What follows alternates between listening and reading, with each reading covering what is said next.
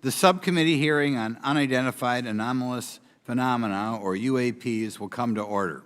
Welcome, everyone. Without objection, the chair may declare a recess at any time. Additionally, without objection, the following members are waived onto the subcommittee for the purpose of participating in today's hearing: Mr. Burchett of Tennessee, Ms. Luna of Florida, Mr. Getz of Florida, Mr. Burleson of Missouri, Mrs. Ocasio-Cortez of New York, and Mr. Ogles of Tennessee. Without objection, so ordered. For today's subcommittee hearing, both the chair and ranking member will have 10 minutes for opening remarks. We may both be giving some of those minutes to other members of our party. I'm now going to recognize myself for 10 minutes. I'm actually going to try to get out of here in about 4, and then we'll give it to some of my friends over here. Good morning and welcome to the most exciting subcommittee in Congress this week, the Subcommittee on National Security, the Border, and Foreign Affairs, for discussion of unidentified anomalous phenomenon. I'd like to thank the brave military pilots and personnel, such as the witnesses on the panel today, for sharing their stories on how they've engaged UAPs, which has brought attention to this matter. Curiosity and speculation from all walks of life have generated interest in studying what UAPs are and what threats they may pose. I will say that when I was younger in school, I read a book, a 1966 book called Flying Saucers, Serious Business, and for a while, when I was a little bit younger, I thought it was the most important issue out there. The lack of a transparency regarding UAPs, which was one of the themes of that book,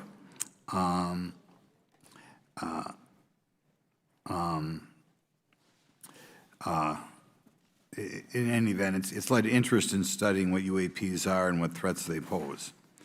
The lack of transparency regarding UAPs has fueled wild speculation and debate for decades, eroding public trust in the very institutions that are meant to serve and protect them, as is evidenced by the large number of people we have here.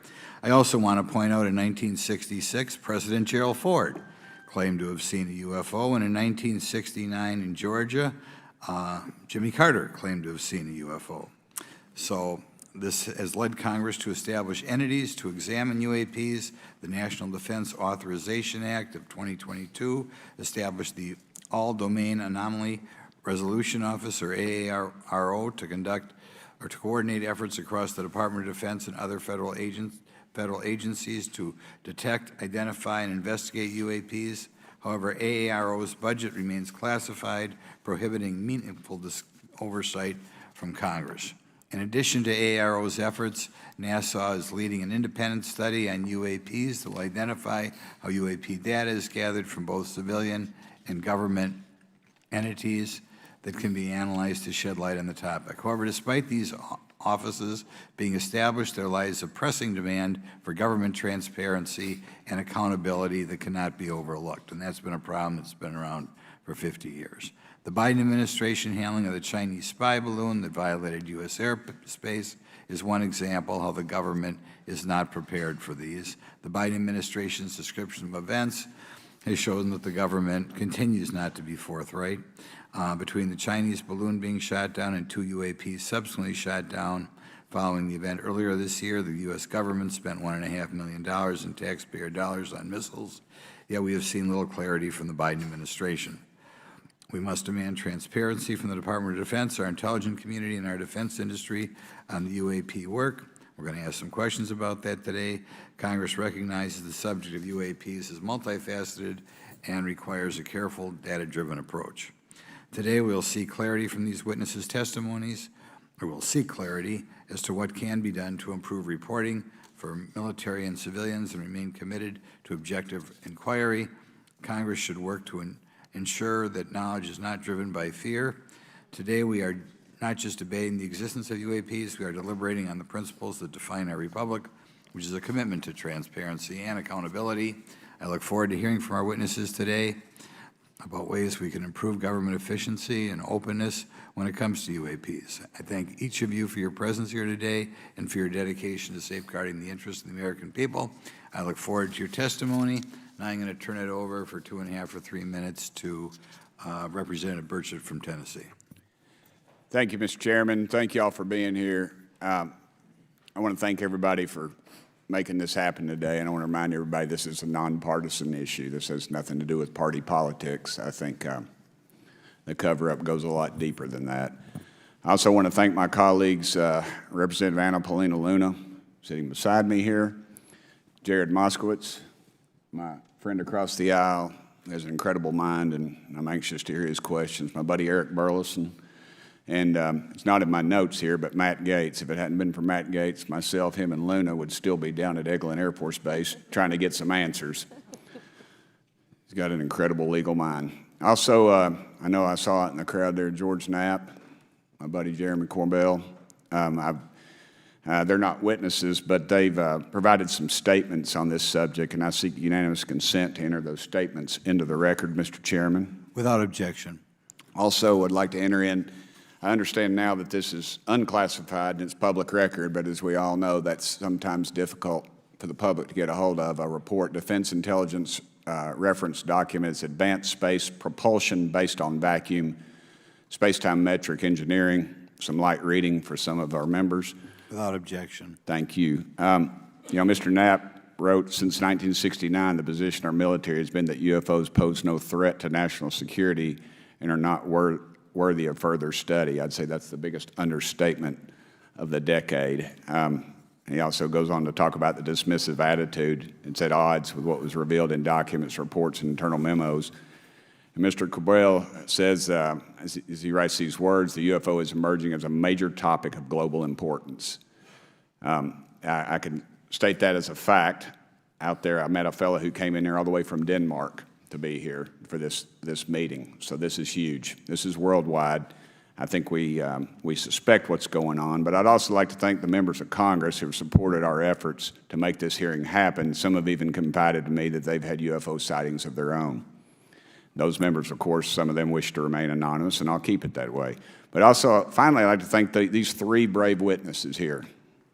They took an oath. They took an oath to uphold the Constitution of the United States, and dadgummit, they're doing it. And we owe them a debt of gratitude.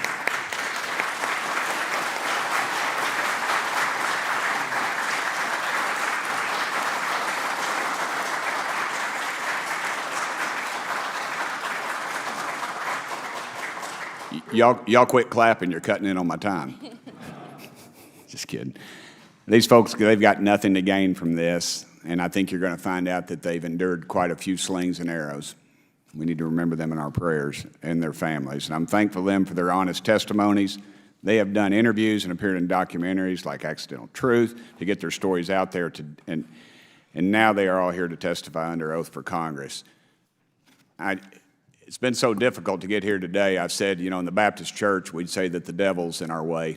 And the devil has been in our way through this thing. We've run into roadblocks from members, from the intelligence community, the Pentagon. I proposed legislation to go in the FAA reauthorization that just said if an airline pilot has a sighting, that when he makes that report to the FAA, that it would come to Congress. But I was told that the intelligence community did not like that, and the amendment was not even heard in committee.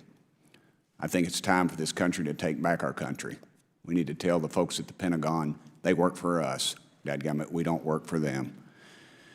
And that's exactly the point. This is an issue of government transparency. We can't trust a government that does not trust its people. We're not bringing little green men or flying saucers into the hearing. Sorry to disappoint about half y'all. We're just going to get to the facts. We're going to uncover the cover-up, and I hope this is just the beginning of many more hearings and more people coming forward about this. And I yield back the remainder of my time. I think, is it to Representative Luna, Mr. Chairman, or is that? Yeah, we'll call Ms. Luna for her statement. The circumstances surrounding UAPs has captivated the attention of the American people for decades, ingrained in even the minds of our nation's leaders from Jimmy Carter to Barack Obama, Hillary Clinton to Donald Trump, Marco Rubio to Chuck Schumer, John Radcliffe to National Security Council officials. Yet from Roswell, New Mexico to the coast of Jacksonville, Florida, the sightings of UAPs have rarely been explained by the people who have firsthand accounts of these situations. This is largely due to the lack of transparency by our own government and the failure of our elected leaders to make good on their promises to release explanations and footage and mountains of overclassified documents that continue to be hidden from the American people. This isn't just how I feel. In fact, the American people largely believe that the government has actively covered up the truth about UAPs. One poll in particular found that 68% of Americans believe that the government is hiding information about UAPs and not being honest about what we know about them. And from my personal experience, I believe the same thing. Another poll found that nearly half Americans believe that the federal government is doing a very bad or somewhat bad job of dealing with reports of UFO sightings. As Representative Burchett just referenced on the FAA bill that just went through, you can tell that that's exactly happening. Considering the thousands of testimonies and videos taken on people's phones and eyewitnesses' accounts made by credible witnesses such as doctors, pilots, scientists, and active duty service members, it is unacceptable to continue to gaslight Americans into thinking that this is not happening or that the potential of intelligent life forms exists other than humans. Even more alarming is the fact that these eyewitnesses are many of times service members and have no assurance that their lives will not be negatively impacted or even harmed by their experiences. In being an active duty service member working on an airfield, I've had conversations with many pilots where they were in fear of coming forward for retribution and or being taken off flight status. How do we know this? Because the government has said nothing to assure us otherwise. They have also did nothing to calm the concerns of over 20% of Americans who have reported to have seen UFOs or UAPs. We are simply told not to question the government and that the government has it under control. Today is the first hearing of its kind where we will attempt to get down to the bottom of what is actually happening with UAPs. But we will hear from people who have had personal sightings rather than Pentagon bureaucrats who have always been sent to stonewall our investigations.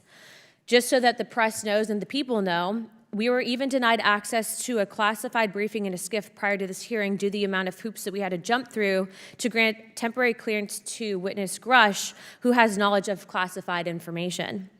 It is time to have an open-minded discussion on this topic, to hear the evidence and understand the magnitude of what this means not just for our nation, but for humanity. Thank you, Chairman. I yield back the rest of my time. Thank you very much, and I'd like to thank you and Mr. Burchett for bringing this topic to my attention. Now we'll recognize National Security Subcommittee Ranking Member Garcia for 10 minutes. Well, thank you, Mr. Chairman, and I want to thank first our witnesses for joining us today. I want to begin by thanking you all for your service to our country and for sharing your voices today and your courage to be here as well.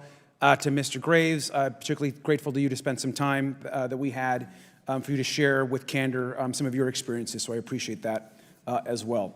I do want to thank all the members of our subcommittee today and also those that are here and have waved on for their incredible interest in this issue, particularly to Congressman Burchett. I know that your leadership has brought us to this place today, and I want to thank you for that, as well as everyone else that's been engaged in this work. I also want to thank the oversight staff, who I know has been working very hard to ensure that today's hearing is serious, that it's transparent, and that it also provides appropriate answers, as our oversight body always demands. Now, it's really important that we're here in a bipartisan way to have this conversation, which really, to the heart of it, is about national security and key to the subcommittee's core purpose. This is the Subcommittee on National Security of the Oversight Committee. Now, our witnesses will testify today that UAPs have posed a serious safety threat, and we must understand this. More broadly, we're dealing with real questions that get to the heart of our faith in government. Faith in our institutions, as we all know, is at an all-time low. Partisanship and alternative facts make it too easy to doubt narrative or our institutions. But this hearing will offer the public unique perspectives, building on years of reporting by both federal agencies and the independent media. Now, some of the earliest reporting on this issue was a groundbreaking 2017 New York Times report, which revealed research, as we know now, on unidentified anomalous phenomena, or as many call UFOs, by the Defense Intelligence Agency. Mr. Graves and Commander Fravor's experiences with UAPs have also been documented by the public, not just by the New York Times, but CNN and many other national news outlets. Now, the Office of the Director of National Intelligence has published public reports documenting UAPs, and on June 9th, 2022, NASA announced that the agency is commissioning a study to, of course, examine unidentified anomalous phenomena. Now, the sheer number of reports, whistleblowers, and stories of unidentified anomalous phenomena should raise real questions and warrant investigation and oversight, and that's why we are here today. Now, pilots have reported encounters for years. Now, because of the stigma around reporting these incidents, we still don't have a complete picture of actually what's going on, particularly as our witnesses will testify on the civilian side, and that is a real problem that we have today in the country. Now, it's very important that we show that Democrats and Republicans in Congress can come together in a bipartisan way to cut through misinformation and to look at the facts in a serious and thoughtful manner. If we are to advance oversight and public disclosure, we must also gain the broad support of the public. We will succeed getting facts out to the public faster if there is a broad public support as part of the process. Now, I understand fully the Department of Defense is hesitant to share information that could also undermine our national security by revealing information on the capabilities of our own aircraft, our sensors, and other sensitive material. At the same time, many people believe that we're withholding information from them, and that is dangerous also. I believe in openness and transparency. That is also the role of Congress, and I want to trust that the American people will be able to weigh the evidence and make up their own minds. Now, we have incidents where sensors, sometimes even multiple types of sensors, detect things that we cannot explain. UAPs, whatever they may be, may pose a serious threat to our military or civilian aircraft, and that must be understood. Now, my career and training as a longtime and career educator and teacher and researcher tell me that we should never rule anything out. We know that our space, of course, is vast and undiscovered. I also want to note that Mr. Sean Kirkpatrick, director of the All-Domain Anomaly Resolution Office, the component of the DoD office that investigates UAP data, has testified before the Senate this year that his unit has found no evidence of extraterrestrial activity. NASA has also stated that they don't have evidence of extraterrestrial life either, and we've heard this, of course, from some of our government agencies. And we should remind viewers and witnesses, which I think is really important, that we also cannot share classified information in public settings. But questions, of course, remain that people want to see data and information for themselves. The enormous interest in the hearing today underscores the importance of a fair and open look at the evidence from witnesses who can share their unique perspectives. Now, I know I certainly have a lot of questions, and I know that all the members of our committee do as well. We should come to this hearing with an open mind, and we should not let our existing ideas restrict us on either side. I hear over and over from many agencies the stigma around reporting and investigating UAPs prevents us from getting real answers. We know that whistleblowers have reported harassment, intimidation, or stigma as well, and this is not acceptable. If people can't report incidents which would have national security or safety implications, then that also has serious consequences for us. As ranking member of this subcommittee, I know my job would be completely impossible if whistleblowers or others feel intimidated to come before this committee. We can't be afraid of asking questions, and we can't be afraid of the truth. I'm proud to say that this hearing builds upon bipartisan work by members of the House and Senate dating many years back, which has sought to increase awareness within the Department of Defense and to mandate more of Congress of UAPs. We know the Senate is taking up an amendment to their defense authorization bill, which will create a commission with broad declassification authority, and we should all agree that that is an important step. Members of both parties and senior officials in multiple administrations have taken an interest in this issue, and we're proud to carry and build that confidence in the American people. This hearing will also not be the end of this discussion, but a new chapter and start to years and years of work that many folks, both in the public and within government, have been working on. We should encourage more reporting, not less, on UAPs. The more we understand, the safer we will be. We will hear testimony from witnesses today with a long record of service to the American people and with subject matter expertise. Our witnesses have a unique opportunity to share their perspective, insights, and their experiences with the American people. And I encourage all of my colleagues to engage with these difficult questions with an open mind and to follow the facts on behalf of our country. I also just want to say more broadly that we should look at this hearing and believe that everything is on the table as it relates to UAPs. I think an open mind is absolutely the best. I want to yield the 2.5 minutes, the remainder of my time, to the representative from Florida, Representative Moskowitz, for an opening statement. He also has been very much engaged in this issue, and I want to thank him for his leadership. Congressman. Thank you, Ranking Member Garcia. Thank you, Mr. Chairman. I want to thank Tim Burchett and Anna Paulina Luna for their leadership in pushing this hearing forward. I want to thank, obviously, committee staff and their staff working on this on a bipartisan basis because many Americans are deeply interested in this issue, and it shouldn't take the potential of non-human origin to bring us together. Additionally, I want to thank the witnesses for coming forward to share your perspectives, your thoughts, and the sightings of UAPs. Unlike other hearings many times in Congress, you're not here to help a political party, but you're here to share information with the American people. And it's not something that is just going on in this administration. It's something that's spanned many administrations. For decades, many Americans have been fascinated by objects mysterious and unexplained, and it's long past time that they got some answers. The American public has a right to learn about technologies of unknown origins, non-human intelligence, and unexplainable phenomena. Those are not the words of a UFO Twitter account, though that is a direct quote from Majority Leader Chuck Schumer, that the American public has a right to learn about technologies of unknown origins, non-human intelligence, and unexplainable phenomena.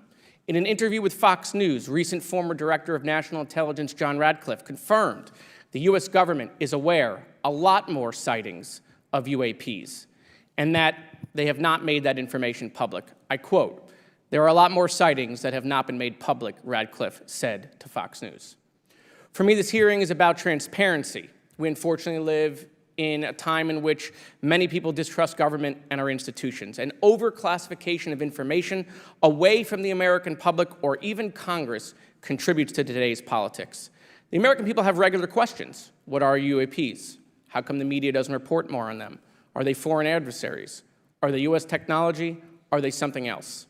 They ask themselves, how come when a Russian jet shoots flares at one of our drones, we have perfect pictures and videos to show the American people and the world, but when it comes to UAPs, nothing? Of course, we must always protect our national security to maintain our superiority, like when stealth helicopters were only rumored to exist, but were used in the Osama bin Laden raid in 2011.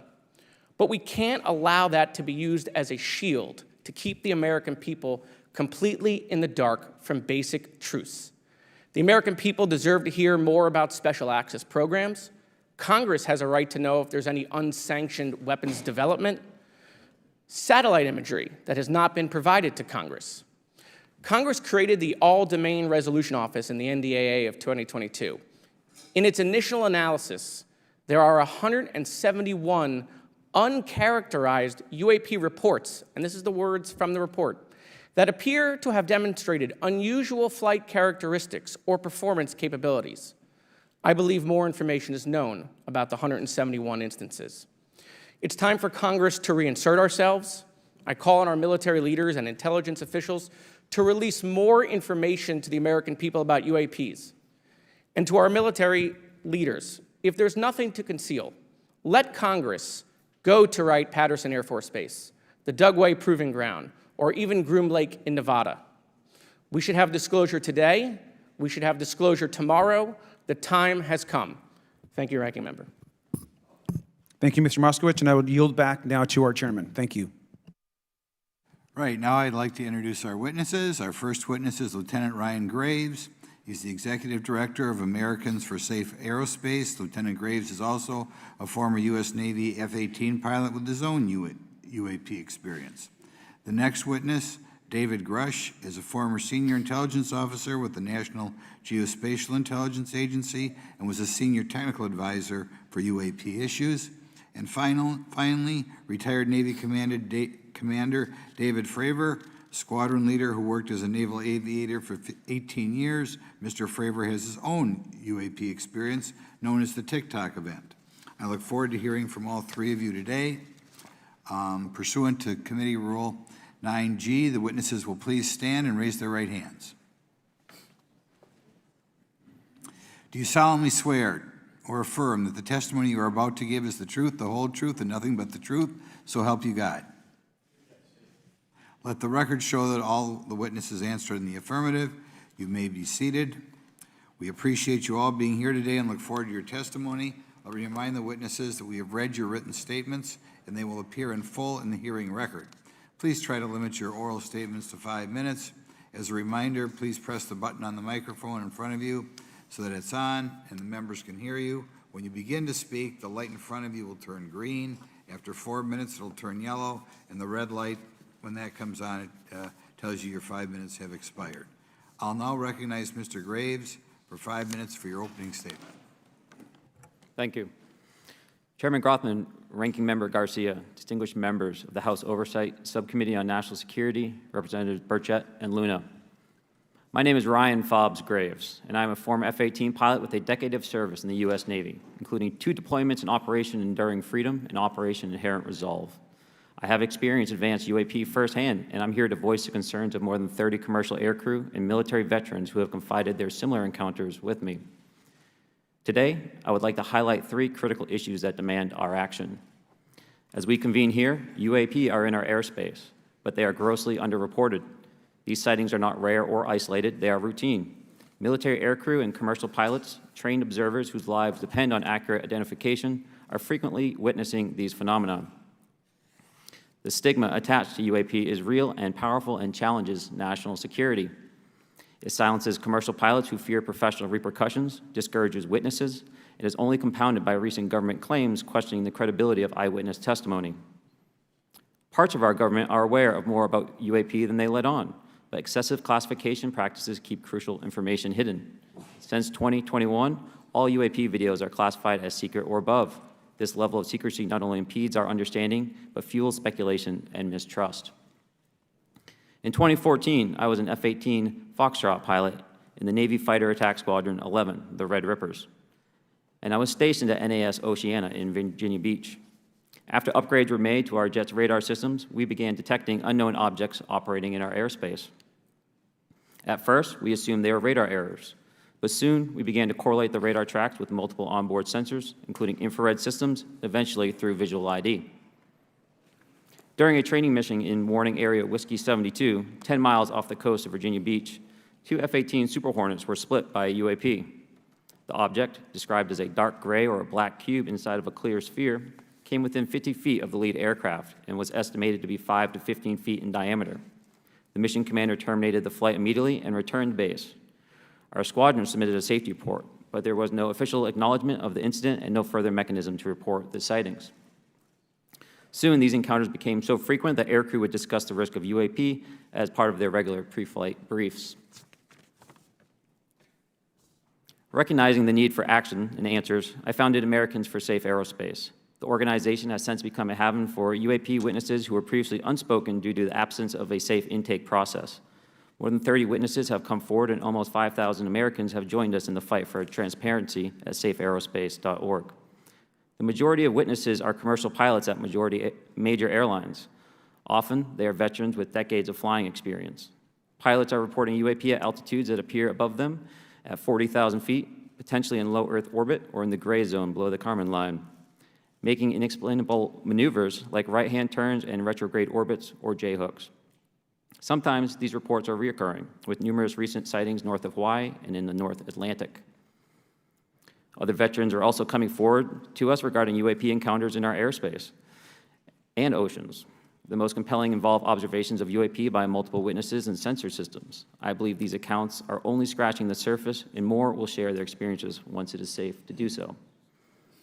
In closing, I recognize the skepticism surrounding this topic. If everyone could see the sensor and video data I witnessed, our national conversation would change.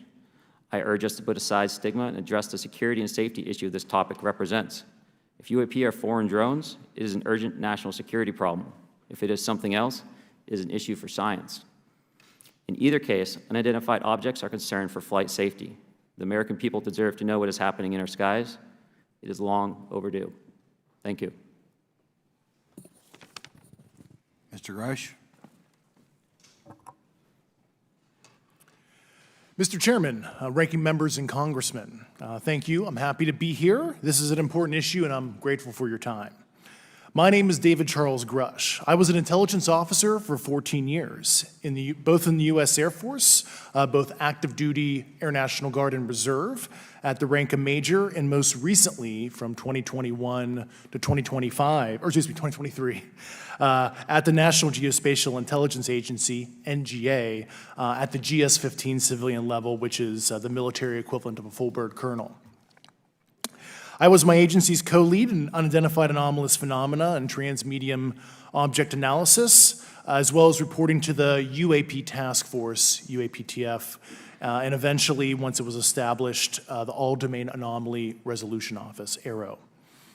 I became a whistleblower through a PPD-19 urgent concern filing in May 2022 with the Intelligence Community Inspector General. Following concerning reports from multiple esteemed and credentialed current and former military and intelligence community individuals that the U.S. government is operating with secrecy above congressional oversight with regards to UAPs. My testimony is based on information I've been given by individuals with a long-standing track record of legitimacy and service to this country, many of whom also have shared compelling evidence in the form of photography, official documentation, and classified oral testimony to myself and my various colleagues. I have taken every step I can to corroborate this evidence over a period of 4 years while I was with the UAP Task Force and do my due diligence on the individual sharing it. This is because of these steps, I believe strongly in the importance of bringing this information before you. I am driven by a commitment of both to truth and transparency, rooted in our inherent duty to uphold the United States Constitution and protect the American people. I'm asking Congress to hold our government to this standard and thoroughly investigate these claims. But as I stand here under oath now, I am speaking to the facts as I've been told them. In the U.S. Air Force, in my National Reconnaissance Office, NRO, reservist capacity, I was a member of the UAP Task Force from 2019 to 2021. I served at the NRO Operations Center on the Director's Briefing Staff, which included the coordination of the Presidential Daily Brief and supporting variety of contingency operations, which I was the Reserve Intelligence Division Chief backup. In 2019, the UAP Task Force Director asked me to identify all special access programs and controlled access programs, also known as SAPs and CAPs, we needed to satisfy our congressionally mandated mission, and we were direct report at the time to the DepSecDef.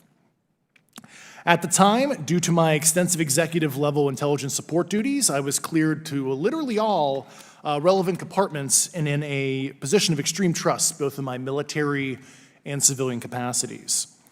I was informed in the course of my official duties of a multi-decade UAP crash retrieval and reverse engineering program, to which I was denied access to those additional read-ons when I requested it. I made the decision, based on the data I collected, to report this information to my superiors and multiple inspectors general, and in effect becoming a whistleblower. As you know, I've suffered retaliation for my decision, but I am hopeful that my actions will ultimately lead to a positive outcome of increased transparency. Thank you, and I'm happy to answer your questions. Thank you. Commander Fravor? Thank you. Thank you, Mr. Chairman, Congressmen, Congresswomen. I want to first thank you for the invitation to speak to the committee on the UAP topic that has been in the news for the past 6 years and seems to be continuing to gain momentum. As you know, my name is David Fravor. I'm a retired commander in the United States Navy. In 2004, I was a commanding officer of Strike Fighter Squadron 41, the world-famous Black Aces. We were attached to Carrier Wing 11, stationed on board the USS Nimitz, and had begun a 2-month workup cycle off the coast of California. On this day, we were scheduled for a 2v2 air-to-air training with the USS Princeton as our control. When we launched off Nimitz, my wingman was joining up. We were told that the training was going to be suspended and we were going to proceed with real-world tasking. As we proceeded to the west, the air controller was counting down the range to an object that we were going to, and we were unaware of what we were going to see when we arrived. The controller had told us that these objects had been observed for over 2 weeks, coming down from over 80,000 feet, rapidly descending to 20,000 feet, hanging out for hours, and then going straight back up. For those who don't realize, above 80,000 feet is space. We arrived at the location at approximately 20,000 feet, and the controller called merge plot, which means that our radar blip was now in the same resolution cell as the contact. As we looked around, we noticed that we saw some white water off our right side. It's important to note that the weather on this day was as close to perfect as you could ask for off the coast of San Diego. Clear skies, light winds, calm seas, no white caps from waves. So the whitewater stood out in a large blue ocean. All 4 of us, because we were in F-18Fs, so we had pilots and Wizzo in the back seat, Looked down a small, saw a white tic-tac object with a longitudinal axis pointing north-south and moving very abruptly over the water like a ping pong ball. There were no rotors, no rotor wash, or any sign of visible control surfaces like wings. As we started clockwise towards the object, my Wizzo and I decided to go down and take a closer look with the other aircraft staying in high cover to observe both us and the tic-tac. We proceeded around the circle about 90 degrees from the start of our descent, and the object suddenly shifted its longitudinal axis, aligned it with my aircraft, and began to climb. We continued down another 270 degrees, nose low, where the tic-tac, or we considered 270 degrees to where, and we went nose low to where the tic-tac would have been. Our altitude at this point was about 15,000 feet, and the tic-tac was about 12,000. As we pulled nose onto the object, within about a half mile of it, it rapidly accelerated in front of us and disappeared. Our wingmen, roughly 8,000 feet above us, lost contact also. We immediately turned back to see where the white water was at, and it was gone also. So as we started to turn back towards the east, the controller came up and said, "Sir, you're not going to believe this, but that thing is at your cap point roughly 60 miles away in less than a minute." You can calculate the speed. We returned to Nimitz. We were taking off our gear. We were talking to one of my crews that was getting ready to launch. We mentioned it to them, and they went out and luckily got the video that you see, that 90-second video. What you don't see is the radar tape that was never released, and we don't know where it's at, of the active jamming that the object put on an APG-73 radar, and I can get into modes later if you're interested. What is shocking to us is that the incident was never investigated. None of my crew were ever questioned. Tapes were never taken, and after a couple days, it turned into a great story with friends. It wasn't until 2009 until Jay Stratton had contacted me to investigate. Unbeknownst to all, he was part of the ATIP program in the Pentagon led by Lou Elizondo. There was an unofficial official report that came out that's now on the internet. Years later, I was contacted by the other pilot, Alex Dietrich, and asked if I'd been contacted, and I said no, but I'm willing to talk. I was contacted by Mr. Elizondo, and we talked for a short period of time, and he said we'd be in contact. A few weeks after that, I was made aware that Lou had left the Pentagon in protest and joined forces with Tom DeLong, Chris Mellon, Steve Justice, and others to form Two Stars Academy, an organization that pressed the issue with leading industry experts and U.S. government officials. They worked with Leslie Keane, who is present today, Ralph Blumenthal, and Helene Cooper to publish the articles in the New York Times 2017 New York Times, and it removed the stigma on the topic of UFOs, which is why we're here today. Those articles open the door for the government and public that cannot be closed. It has led to an interest from our elected officials who are not focused on little green men, but figuring out where these craft are, where they're from, the technology they possess, how do they operate. It also led to the Whistleblower Protection Act and the NDAA. There are multiple witnesses coming forward to say that have firsthand knowledge, and Mr. Grusch just covered that. What concerns me is that there's no oversight from our elected officials on anything associated with our government processing or working on craft. Believe it not from this world. This issue is not a full public disclosure that could undermine national security, but it is about ensuring that our system of checks and balances works across all work done in the government using taxpayer funds. Relative to government programs, even unacknowledged WAVE programs have some level of oversight by the appropriate committee members in the House and Senate, and this work that is said to be occurring from whistleblower testimonies should not be exempt. In closing, I would like to say that the tic-tac object we engaged in 2004 was far superior to anything that we had on time, have today, or are looking to develop in the next 10 years. If we in fact have programs that possess this technology, it needs to have oversight from those people that the citizens of this great country elected in office to represent what is best for the United States and best for the citizens. I thank you for your time. Thank you very much. Thank you very much. I know it's very difficult for all of you, all you've done in the past to try to illuminate this issue. Call on myself first for some questions. I'm going to start with Mr. Graves. Are pilots that you interact with as part of your organization, do you feel adequately trained and briefed on how to handle encounters with UAPs? No. Right now, military witnesses to UAP have limited options for reporting UAP, but more concerning is that commercial aviation sector has not adapted to the lessons that the military has implemented. The military and Department of Defense has stated that UAP represent a critical aviation safety risk. We have not seen that same language being used in the commercial markets. They are not acknowledging this risk. Okay. What steps do you think you have to be taken to improve a pilot's UAP reporting, be it military or commercial? Right now, we need a system where pilots can report without fear of losing their jobs. There is a fear that the stigma associated with this topic is going to lead to professional repercussions, either through management or perhaps through their yearly physical check. So having a secure system, reducing the stigma, and making this information available through the public is going to reduce the concerns that aircrew have. Could you just give me a little idea of the degree to which reports in the past are not made public right now? Well, I don't think there has been a proper reporting system to gather those reports and thus not report them. So to answer your question, I think there is a dearth of data due to the fact that the reporting has been limited up to this time. Could you tell me why you believe it's, kind of to play the devil's advocate, a reason why some of this stuff should not be available to the public?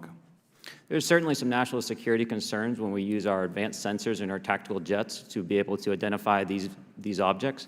However, there's no reason that the objects themselves would be classified. I would be curious to see how the security classification guideline actually spells out the different nuances of how this topic is classified from the perspective of UAP, not national security. I'll give you a follow-up on that. Assuming that there are reasons why not all this should be made public, this has been around for a long period of time. Can any of the three of you think of any reason why anything related to UAPs, say 15 years and back, should not be immediately made public? I think one of it is acknowledging a vulnerability, both from a collection and I'll just say a countermeasure perspective. So it's that we haven't cracked for many years. Yeah. Even say 20 years back. Is there any reason why, when you go back that far, things shouldn't be made public?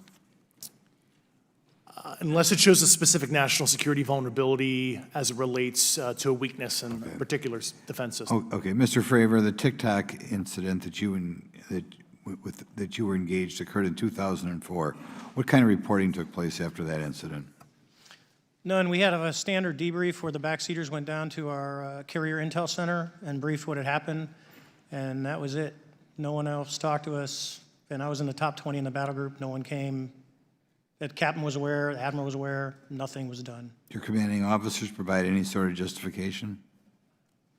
No, because I was the commanding officer of the squadron, so no. Was this incident the only UAP event that you encountered while you were a pilot? Yes, it was. Okay. This is for any one of you. Based off of each of your experiences and observations, do you believe UAPs pose a potential threat to our national security? Yes, and here's why.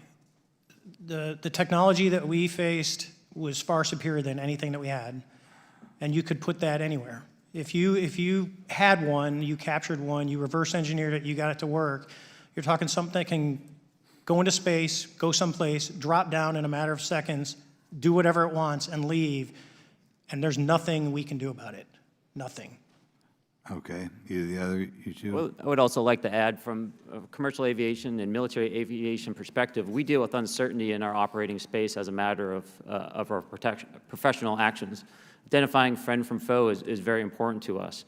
And so when we have unidentified targets and we continue to ignore those due to a stigma or a fear of what it could be, that's an opening that our adversaries can take advantage of. What steps should be taken to better understand and respond to UAP encounters in the interest of national security? There needs to be a location where this information is centralized for processing, and there needs to be a two-way communication loop so the operators on the front end have a feedback and can get best practices on how to process information, what to do, and to ensure that their reporting is being listened to. Right now, there is not a lot of back and forth. Mr. Grusch, in your complaint to the intelligence community inspector general, you claim that you believe information is being hidden. What kind of information do you think was hidden, and do you think it should remain hidden? Yes, I can speak to that very briefly in an unclassified manner. As you know, the preponderance of my complaint was classified to the intelligence communities. Both material acquisition and exploitation activity, also baselining the UAPs but not sharing it with intelligence professionals that are actually doing step briefs to pilots, that kind of information. Yeah. Okay. Thank you very much. Now we'll go to Mr. Garcia. Thank you. Again, thank you all for your service and for testifying today. Want to just talk about the UAPs as it relates to what we're seeing in the pilots' interaction with UAPs. Particularly, Mr. Graves, one of the, I think, concerns that for members of this committee is this idea that pilots, there's no system to actually report UAPs and the stigma around pilots. And so can you just briefly, you mentioned that you're working with 30 pilots right now that have had encounters with UAPs, but you've also, I believe, discussed and know of many more pilots. This is just those that you're currently working with. Is that correct? Can you expand on that? Certainly. I'll break that down in two ways. First, when we were first experiencing these objects off the eastern seaboard in the 2014 to 2015 time period, anyone that had upgraded their radar systems were seeing these objects. So there was a large number of my colleagues that were detecting these objects off the eastern seaboard. They were further correlating that information with their other onboard sensors, and many of them also had their own eye sightings as well of these objects. Now, that was our personal firsthand experience at the time. Since then, as I've engaged this topic, others have reached out to me to share their experiences, both on the military side as well as the commercial aviation side. On the military aviation side, veterans that have recently got out have shared their stories and have expressed how the objects we were seeing in 2014, 2015 continued all the way to 2019, 2020, and beyond. And so it became a generational issue for naval aviators on the eastern seaboard. This was something we were briefing to new students. This is something that was included in the notice to airmen to ensure that there was no accidents. And now with commercial aviators, they are reaching out because they're having somewhat similar experiences as our military brothers and sisters, but they do not have any reporting system that they can send us to.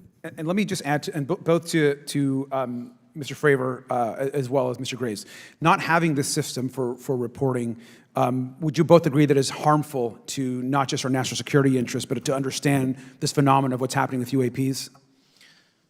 I think it's actually a travesty that we don't have a system to correlate this and actually investigate. You know, so if you took the East Coast, you know, there's coastal radars out there that monitor our air defense identification zone, so out to 200 miles.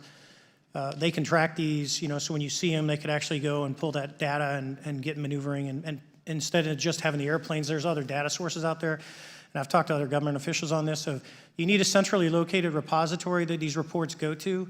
So if you just stuck it in DOD, you wouldn't get anything out of the Intelligence Committee because they have a tendency to not to talk. But if you had a central location where these reports would come in, not just military, but also commercial aviation, because there's a lot of that going on, especially if you talk to anyone that flies from here to Hawaii, over the Pacific, they see odd lights. So I think you need to develop something that allows you a central point to collect the data in order to investigate. Mr. Graves? I would concur with everything Mr. Fravor said. I'll continue to say that the commercial pilots that have reached out to me through Americans for Safe Aerospace are doing so because they don't feel there's another way for them to report this safety issue. And I think one of the clear outcomes of this hearing already is that there has to be a safe and transparent reporting process for pilots, both on the commercial side and the military side, to be able to report UAPs in a way that's also transparent, but also understands the scope of our national security interests and what may be classified or not. But I think there has to be some sort of system, and so that's something that I hope can be an outcome that this committee can work on. Is there anything else for the two of you briefly beyond this reporting system that you think that we can do as a government to encourage and facilitate more civilian reporting? I think we're doing it right now. Okay, great. I think this hearing is going to show the American people that their government takes this topic seriously. And how about civilians that may not be pilots? What kind of process could be in place for civilians who are not pilots, who may have UAP encounters? Do either of you have any suggestions that could facilitate that? My recommendations would be to make that a sensor-centric operation in order to make it as objective as possible. Okay. Sir, Mr. Fravor? No, I agree with Mr. Graves on that. Okay. Just briefly, I also just want to note, particularly for the two pilots, and I have a question for Mr. Grusch. One of the things that I found fascinating in our discussion, Mr. Graves, last night as well, is that you both described UAPs and formations and the way they are observed in space or in our air, and the way that they move is essentially ways in which current technology or aircraft that we know of are unable to actually function or move. And so will you just, for the public record, again, once again, briefly just either describe or note that aircraft that are being witnessed, particularly by the 30 folks that you're working with, are essentially outside the scope of anything that we know of today and the technology we have today. Mr. Graves, Mr. Fravor? Yes, the objects that are being seen by commercial pilots are performing maneuvers that are unexplainable due to our current understanding of our technology and our capabilities as a country, and that applies for the military as well. Mr. Fravor? Yeah, I concur with that. We have nothing that can stop in midair and go the other direction, nor do we have anything that can, like in our situation, come down from space, hang out for 3 hours, and go back up. Thank you. My last question, and sometimes I know that you have also said some of these answers in the past, but we're trying to get them on the public record as well, which is really important. Mr. Grusch, finally, do you believe that our government is in possession of UAPs? Absolutely, based on interviewing over 40 witnesses over 4 years. And where?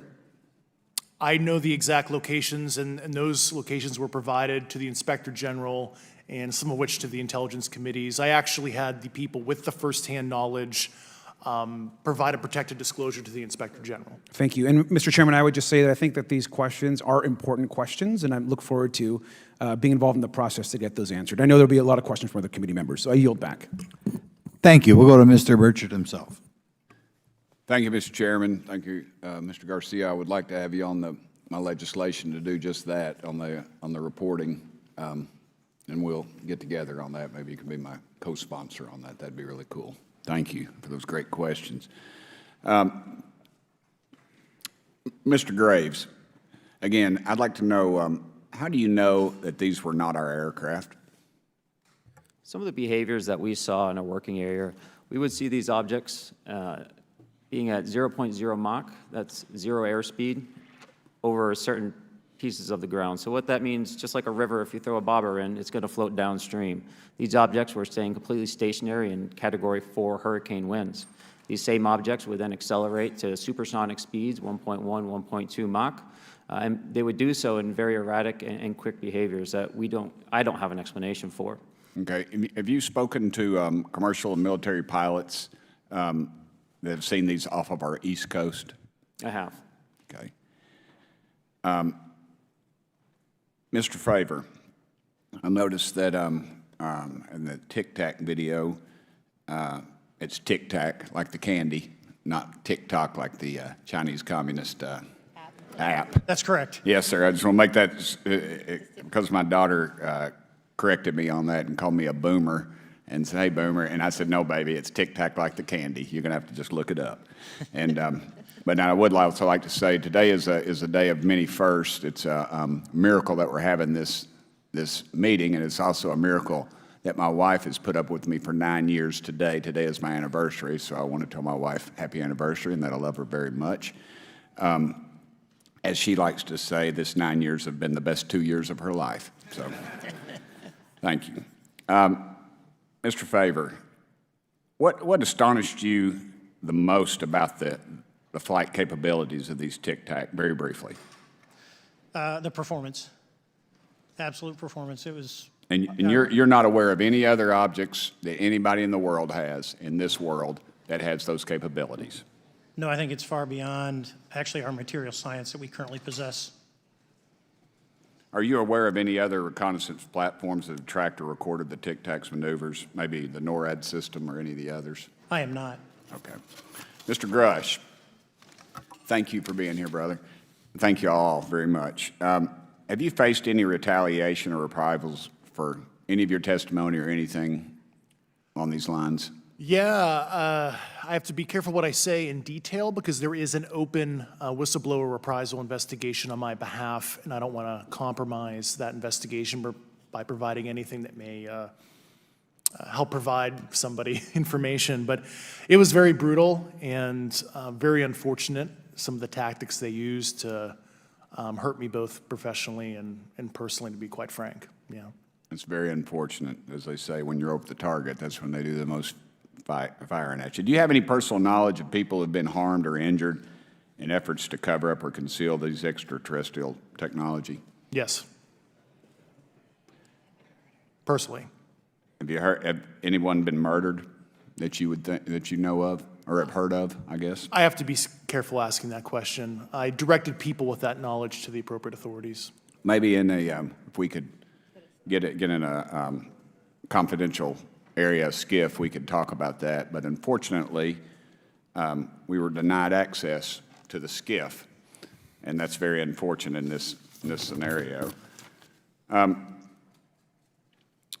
Fravor, do you believe that you witnessed an additional object under the water in relation to your encounter? I will say we did not see an object. There was something there to cause the whitewater, and when we turned around, it was gone. So there was something there that obviously moved. Okay, it was not the same object though that you were looking at, correct? No, we actually joked that the Tic Tac was communicating with something when we came back, and because the whitewater disappeared.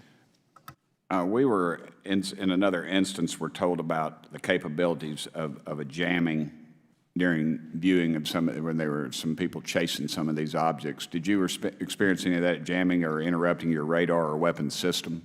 My crew that launched after we landed experienced significant jamming to the APG-73 radar, which was what we had on board, which is a mechanically scanned, very high-end system prior to the APG-79.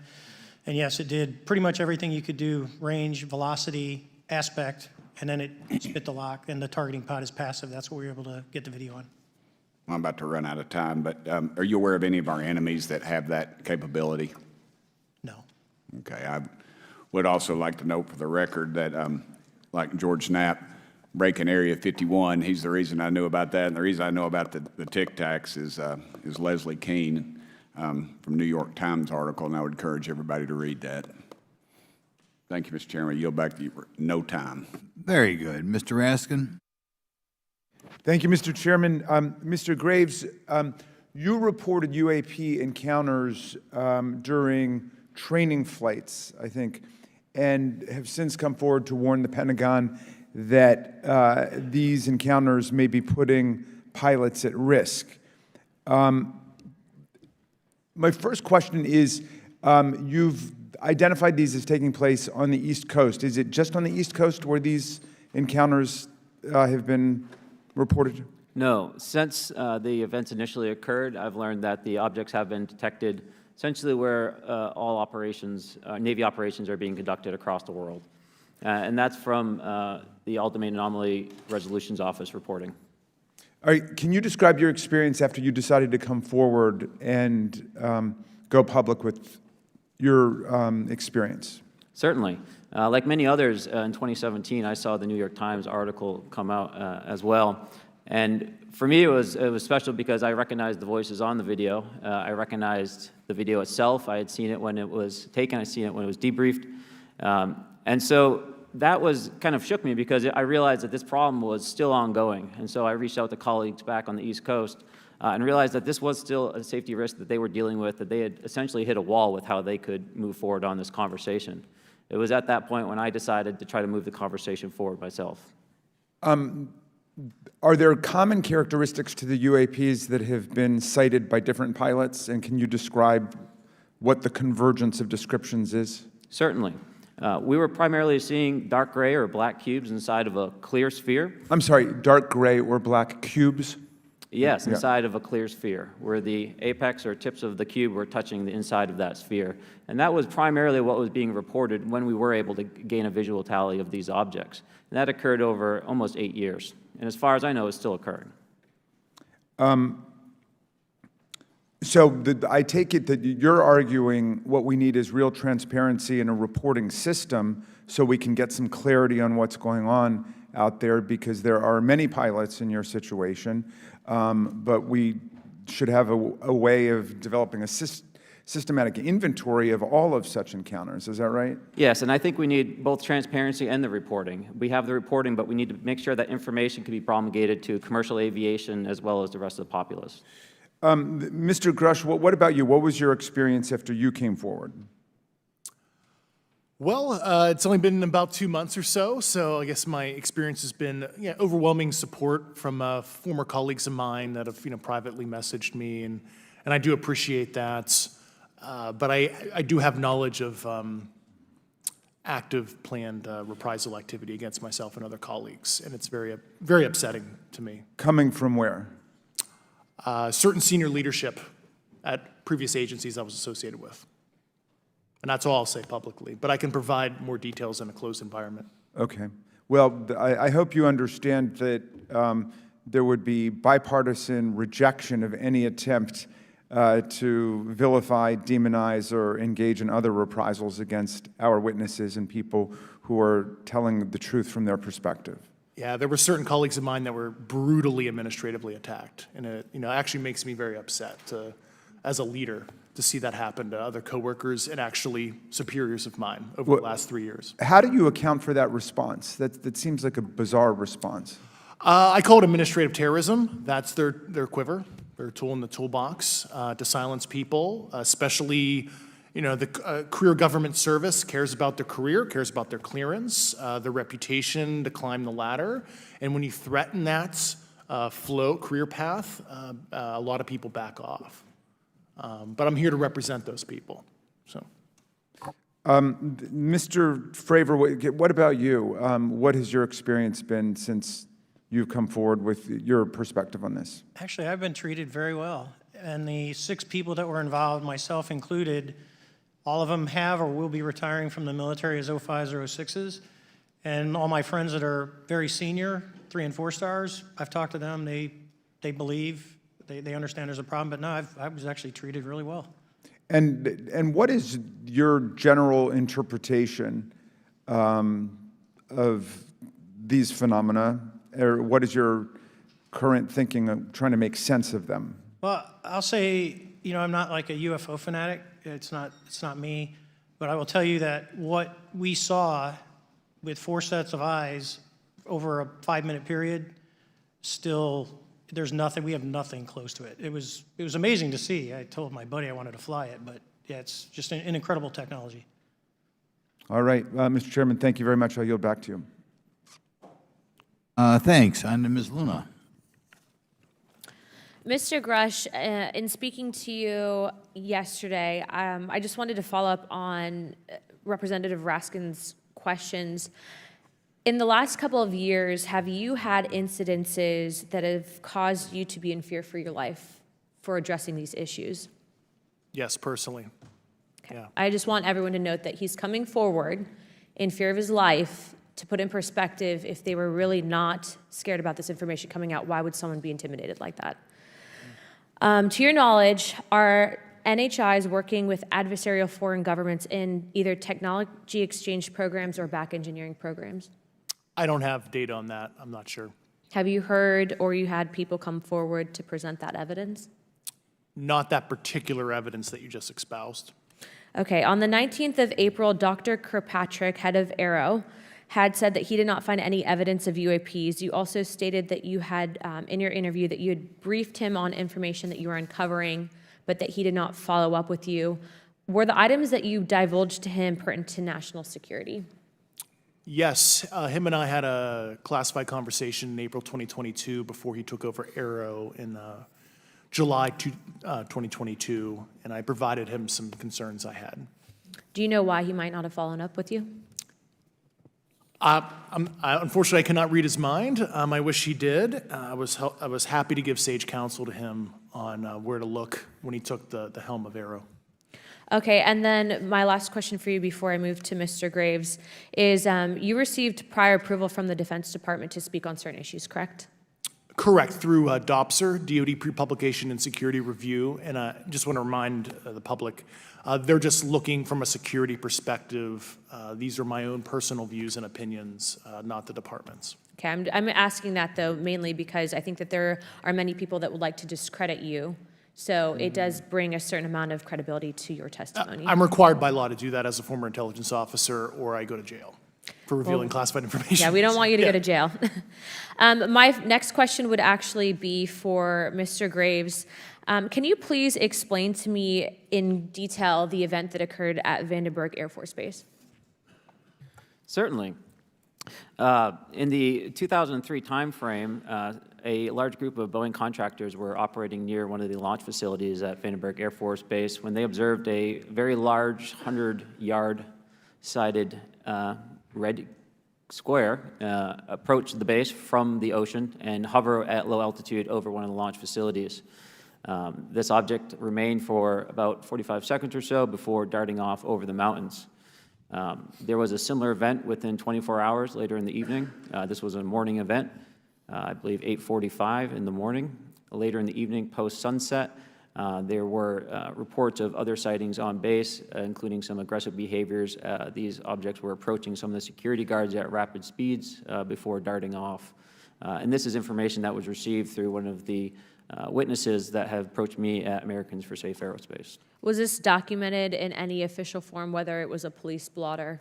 Yes, they had official documentation and records from the event that the witness held over the years. And I'm not going to ask you to do it right now for time reasons, but you'd be able to sketch what was witnessed, correct? And have you seen that before on any other equipment and/or during your flight time? I have not seen what they've described. This object was estimated to be almost the size of a football field. and I have not seen anything personally that large. Okay, and then another question on follow-up referencing the gimbal video Go Fast incident. Can you just clarify, because to our understanding, the footage was actually cut off at a certain point, but what happens at the end of that video, just for those Americans specifically there that are wanting to know about the rest of that footage? Certainly. There was some uncertainty or instability with the object. It seemed to rock a bit, and that's the last I had seen of the video. Much of the data that I would recommend be analyzed would consist of radar data that would provide precise kinematics on the object, as well as the fleet of objects that were operating nearby. Okay, and follow-up, in regards to the reporting procedures that Mr. Garcia had addressed on, as well as Representative Burchett, with the FAA, to your understanding, pilots that are seeing this, commercial airline pilots, are they receiving cease and desist letters from corporations for coming forward with information in regards to safety for potential airline passengers? I have been made privy to conversations with commercial aviators who have received cease and desist orders. So the American public should know that corporations are putting their own reputations on the not the line, but ahead of the safety of the American people. And I think, would you agree with that statement? It appears so. Okay. And I guess this would be my last, I'm out of time. I yield. I'll be back. Good. Mr. Moskowitz. Thank you, Mr. Chairman. Gentlemen, let's talk about the laws of physics for a second. Mr. Graves and Commander Fravor, I heard you talk about speed. When those objects broke the sound barrier, did they make a sonic boom? I was in a jet. You can't hear anything. It's kind of loud in there. Yeah, you're not able to actually personally tell within the vehicle. I will say the objects that we were seeing, they were spherical, and they were observed up to Mach 2, which is a very non-aerodynamic shape. What about G-forces? Let's talk about G-forces of those vehicles. Could a human survive those G-forces with known technology today? No. No, not for the acceleration rates that we observed. Okay. What about what they look like? How close did you get? Did you see a seam or a rivet or a section? And what I mean is, obviously, the jets you're flying have all those things. Did these objects have those? Do you want to go, Ryan? I didn't have the detail to be able to tell that. So we got within a half mile of Tic Tac, which people say that's pretty far, but in airplanes, that's actually relatively close. No, it was perfectly white, smooth, no windows, although when we did take the original FLIR video that is out there, when you put it on a big screen, it actually had two little objects that came out of the bottom of it. But other than that, no windows, no seams, no nothing. Mr. Grusch, as a result of your previous government work, have you met with people with direct knowledge or have direct knowledge yourself of non-human origin craft? Yes, I personally interviewed those individuals. Mr. Grusch, as a result of your previous government work, have you met with people with direct knowledge or have direct knowledge yourself about ATs, advanced technologies that the U.S. government has? Based on conventional advanced tech, I was briefed to the preponderance of the Defense Department's both space and aerospace compartmented programs, yeah. Do you have knowledge or do you have reason to believe that there are programs in the advanced tech space that are unsanctioned? Yes, I do. Okay. Yeah. And when you say that they're above congressional oversight, what do you mean? Complicated question. So there's, some, I would call it abuse here. So congressional oversight of conventional special access programs, so I'll use Title 10, so DOD as an example, right? So 10 U.S. Code Section 119 discusses congressional oversight of SAPs, discusses the DepSecDef's ability to waive congressional reporting. However, the Gang of Eight is at least supposed to be notified if a waived or waive bigoted unacknowledged SAP is created, and that's public law. Well, so that how does, I don't want to cut you off, but how does a program like that get funded? I will give you generalities. I can get very specific in a closed session, but misappropriation of funds and Does that mean self-fund. does that mean that there is money in the budget that is said to go to a program, but it doesn't, and it goes to something else? Yes, I have specific knowledge of that. Yep. Do you think U.S. corporations are overcharging for certain tech they're selling to the U.S. government, and that additional money is going to programs? Correct, through something called IRAD. Okay.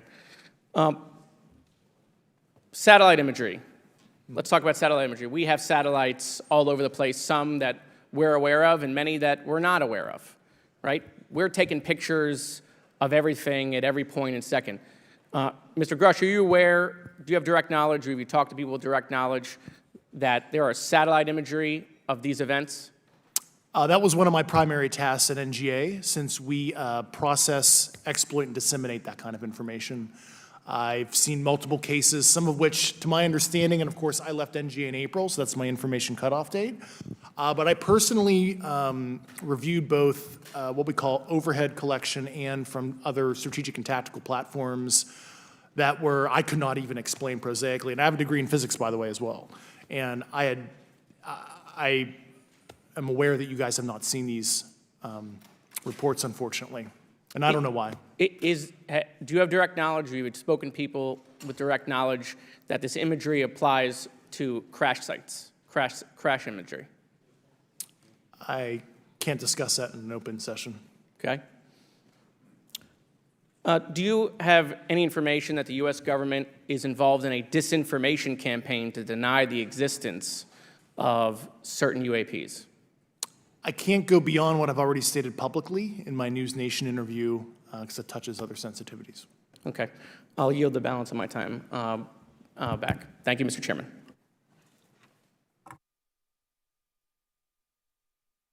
Ms. Fox? Thank you, Mr. Chairman, and I thank our witnesses for being here today. Mr. Grusch, in your sworn testimony, you state that the United States government has retrieved supposedly extraterrestrial spacecraft and other UAP-related artifacts. You go so far as to state that the U.S. is in possession of, quote, non-human spacecraft, end quote, and that some of these artifacts have circulated with defense contractors. Several other former military and intelligence officials have come forward with similar allegations, albeit in non-public settings. However, Dr. Sean Kirkpatrick, the director of AARO, previously testified before Congress that there has been, and I quote, no credible evidence thus far of extraterrestrial activity or of, quote, off-world technology brought to the attention of the office. To your knowledge, is that statement correct? It's not accurate. I believe Dr. Kirkpatrick mentioned he had about 30 individuals that have come to Aero thus far. A few of those individuals have also come to Aero that I also interviewed, Okay. and I know what they provided Dr. Kirkpatrick and their team. Okay. I was able to evaluate Okay, that information. I need to go on. Sure. But my understanding that his statement is accurate, came from a direct quote. And this contradiction is a perfect example of why we need to inject transparency into our government. And for another example, look no further than the pitiful response to the Chinese spy balloon debacle earlier this year. You may remember the mass confusion that ensued when the balloon was first spotted over Montana, 4 days after it first entered U.S. airspace over Alaska. The Biden administration's initial inability to address the object grew into a continuous series of embarrassments. After news of the balloon reached the mainstream media, we were assured that the balloon posed no threat to our security. However, after the balloon was allowed to transit the entire continental United States, fighter jets were scrambled off the coast of South Carolina to shoot it down. This flip-flopping and obfuscation caused needless confusion, fear, and panic across the country. It's my hope, Mr. Chairman, that this sort of confusion will not be repeated. We should investigate the extent to which elements of our government possess or do not possess information that is of critical value to the American people. We owe it to the citizens of this nation to make sure that our government is transparent and accountable. We must make sure that our government provides answers, and Congress must do its duty to solicit those answers. With that, Mr. Chairman, I yield back. Yeah, Mr. Frost. Thank you, Mr. Chairman. In 2022, NASA announced that it was commissioning an independent study team to examine UAPs. The NASA team is comprised of scientists across different fields, as well as former astronauts and pilots. In May, the independent study team held its first public meeting, which included the perspectives from NASA senior leaders, as well as perspectives from the Department of Defense and intelligence agencies. The NASA study team is also expected to release its first report pretty soon, and I think it's safe to say that we all eagerly await its results. Mr. Graves, how might NASA's research influence the commercial industry regarding safety in UAP? I think NASA has a big role to play as far as commercial aviation safety, and it's one of their original charges as an organization. One of the recommendations that have been put forward is to utilize their existing aviation safety reporting system to serve as a short-term fill and trusted platform for pilots that want to report on UAP. It also has built-in analytics capability and is funded by Congress. Gotcha. And also, Mr. Graves, are there any other industries that may be influenced by the NASA research on UAPs? And if so, how so? Well, I think there is a large swath of commercial capabilities that could be brought to bear on this topic, from space-based or ground-based sensor systems that are available open source or through commercial marketplaces. And I think NASA's work, as they work to identify and highlight specific parameters that can be found, we can take that information and promulgate this through the public sector so that we can have a more open conversation about what we're seeing. You know, in 2020, the Department of Defense released several videos of UAPs, including Mr. Fravor's experience, U.S. Navy pilots that recorded footage. In 2021, the Office of the Director of National Intelligence released a preliminary report on UAP events. NASA Administrator Bill Nelson stated that NASA would begin to investigate these events. In fact, I sit on Science, Space, and Technology Committee, and when we were doing a hearing with the NASA Administrator Bill Nelson, I asked, you know, why NASA needed to be fully funded, and there were many great reasons, but one of them was actually had to do with UAPs. He actually mentioned, you know, is there life out there? I don't know. And so either way, these actions ultimately led NASA to assemble the independent study team that I mentioned earlier. Also in 2021, Harvard University stood up the Galileo project to research and examine the origins of UAP. So it seems like both, you know, from NASA and in the higher education community, because of the work that y'all have done and people standing up, you know, I think we're seeing some of that stigma slowly going away. Mr. Fravor, do you believe that military pilots feeling empowered to share their UAP experiences has directly impacted the scientific community's research goals on this topic? I would say yes. I would say that, you know, starting in 2017, when it actually came out, it took that stigma away. I mean, I've talked to multiple senators who said prior to that, if you'd have mentioned UAP, you'd have been laughed off the hill. And now we're sitting here today for a public testimony on what's actually going on. You know, I'm hoping that this curve will be more of an exponential and we'll get more and more transparent to the level that we can. Yeah, I mean, it's important. I couldn't imagine, you know, I'm not a pilot, but I used to fly gliders in Civil Air Patrol. Huh? Yeah. Pilot? I mean, you know. And so either way, I mean, I couldn't imagine, you know, being in the glider and seeing something and then not feeling like I had the agency to talk about it. Mr. Graves, can you discuss the importance of seeking scientists to sit on your advisory board? Absolutely. I think ultimately this is going to be a scientific problem. And not only that, it's also an engineering problem. I've been working with the American Institute of Aeronautics and Astronautics to help them stand up a UAP integration committee to help integrate their engineering prowess into this problem. And so, yes, very much, I think this is an engineering and scientific problem as much as a national security problem. And how might Congress help to facilitate partnerships between the scientific community and the UAP focus groups within government? Well, I think one of the things they can do is to have these types of hearings to communicate to the public that this is a topic of interest. I think that there is a pseudo-market, if you will, of interested capabilities and talent that want to approach this topic, and we're seeing that start to grow now. So I think continued conversation, reduction of stigma is going to allow that to flourish and allow answers to help generate themselves. 100%. Well, thank you all for being here, and thank you for your work. I think it's important that we keep our top scientific minds focused on this issue and look for ways to increase collaboration. Thank you so much. I yield back. Mr. Comer. Thank you, Mr. Chairman. Let me say I want to thank you for having this hearing, and I want to thank Mr. Burchett and Ms. Luna for leading this hearing. And with that, I yield my 5 minutes to Mr. Burchett. Thank you, Mr. Chairman. I'm going to direct this, I believe, to Mr. Grusch, but if any of you all feel like you need to jump in, just jump right in. We're good. Has the U.S. government become aware of actual evidence of extraterrestrial, otherwise unexplained forms of intelligence? And if so, when do you think this first occurred? I like to use the term non-human. I don't like to denote origin. Keeps the aperture open, both scientifically. Certainly, like I've discussed publicly previously, 1930s. Okay.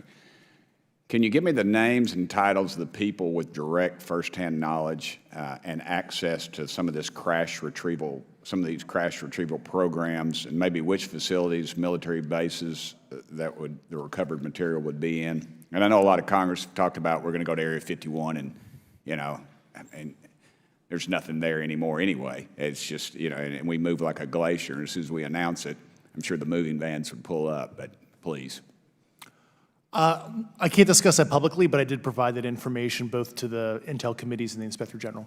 And we could get that in the SCIF if we were allowed to get in a SCIF with you. Would that be probably what you would think? Sure, if you had the appropriate accesses, yeah. What special access programs cover this information, and how is it possible that they have evaded oversight for so long? I do know the names. Once again, I can't discuss that publicly and how they've evaded oversight. In a closed setting, I can tell you the specific tradecraft used. All right. When do you think those programs began, and who authorized them? I do know a lot of that information, but that's something I can't discuss publicly because of sensitivities. All right. If any of y'all want to jump in on any of this, you're more than welcome to. What level of security clearance is required to fully access these programs? Well, anybody who has... and I say that because myself, Representative Gates and Representative Luna were basically turned away at one point at Eglin. So please go right ahead. Certainly difference between member access and, say, somebody like me, but anybody who has a TSSCI clearance and meets the eligibility criteria, the access adjudicative authority should be able to grant you access. Mr. Burchett, if you'll yield, so just to put a fine point on that, there's nothing that you're aware of that's above special access program classification. It's a misnomer that there's anything actually above top secret. Executive Order 13526 delineates the classification levels. Right, but I draw a point on that because we can have access to those programs, and so the notion that we're not being given that access sort of defies our typical muscle memory here in Congress. Thank you, Mr. Burchett. I'll yield back to you. Thank you, Mr. Gates.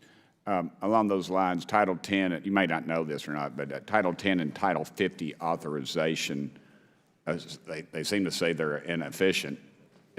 So who gets to decide this, in your opinion, in the past? It's a group of career senior executive officials. Okay, are they government officials? Both in and out. Do what? Both in and out of government, and that's about as far as I can go there. Yeah. All right, well, that leads to my next question. Which private corporations are directly involved in this program? How much taxpayer money has been invested in these programs, to your knowledge? I mean, we know we audit the Pentagon every year, and I've been here 5 years, and they failed the dadgum thing every year.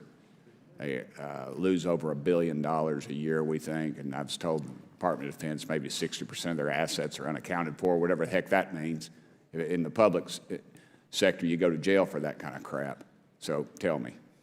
Yeah, I know when I'm $1 off of my DTS travel voucher, I get hammered, but it seems like it doesn't work the other way, If you sell over $600 worth of stuff on eBay, now you get a call from the IRS. So please, what corporations? Yeah, I don't know the specific metrics towards the end of your question. The specific corporations I did provide to the committees in specific divisions, and I spent 11 and a half hours with both Intel committees. So. Okay, has there been an active U.S. government disinformation campaign to deny the existence of unidentified aerial phenomena?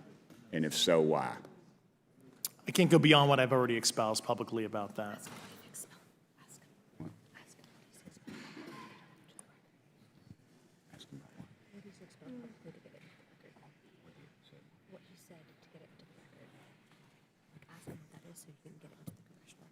Okay, I've been told to ask you what that what that is and how to get it in the record. Which What have you stated publicly in your interviews for the congressional record? Yeah. if you reference my News Nation interview and I talk about a multi-decade, campaign to disenfranchise public interest, Sorry, Mr. basically. Chairman, I've gone. Yeah. Thank I you. apologize, Mr. Chairman. I yield back negative 21 seconds. Thank you. Ms. Ocasio-Cortez?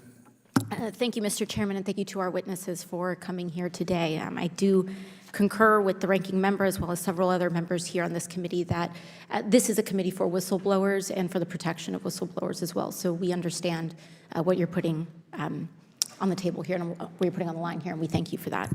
Mr. Grusch, you sat on the Unidentified Anomalous Phenomenon Task Force created in the 2020 NDAA, correct? Yes.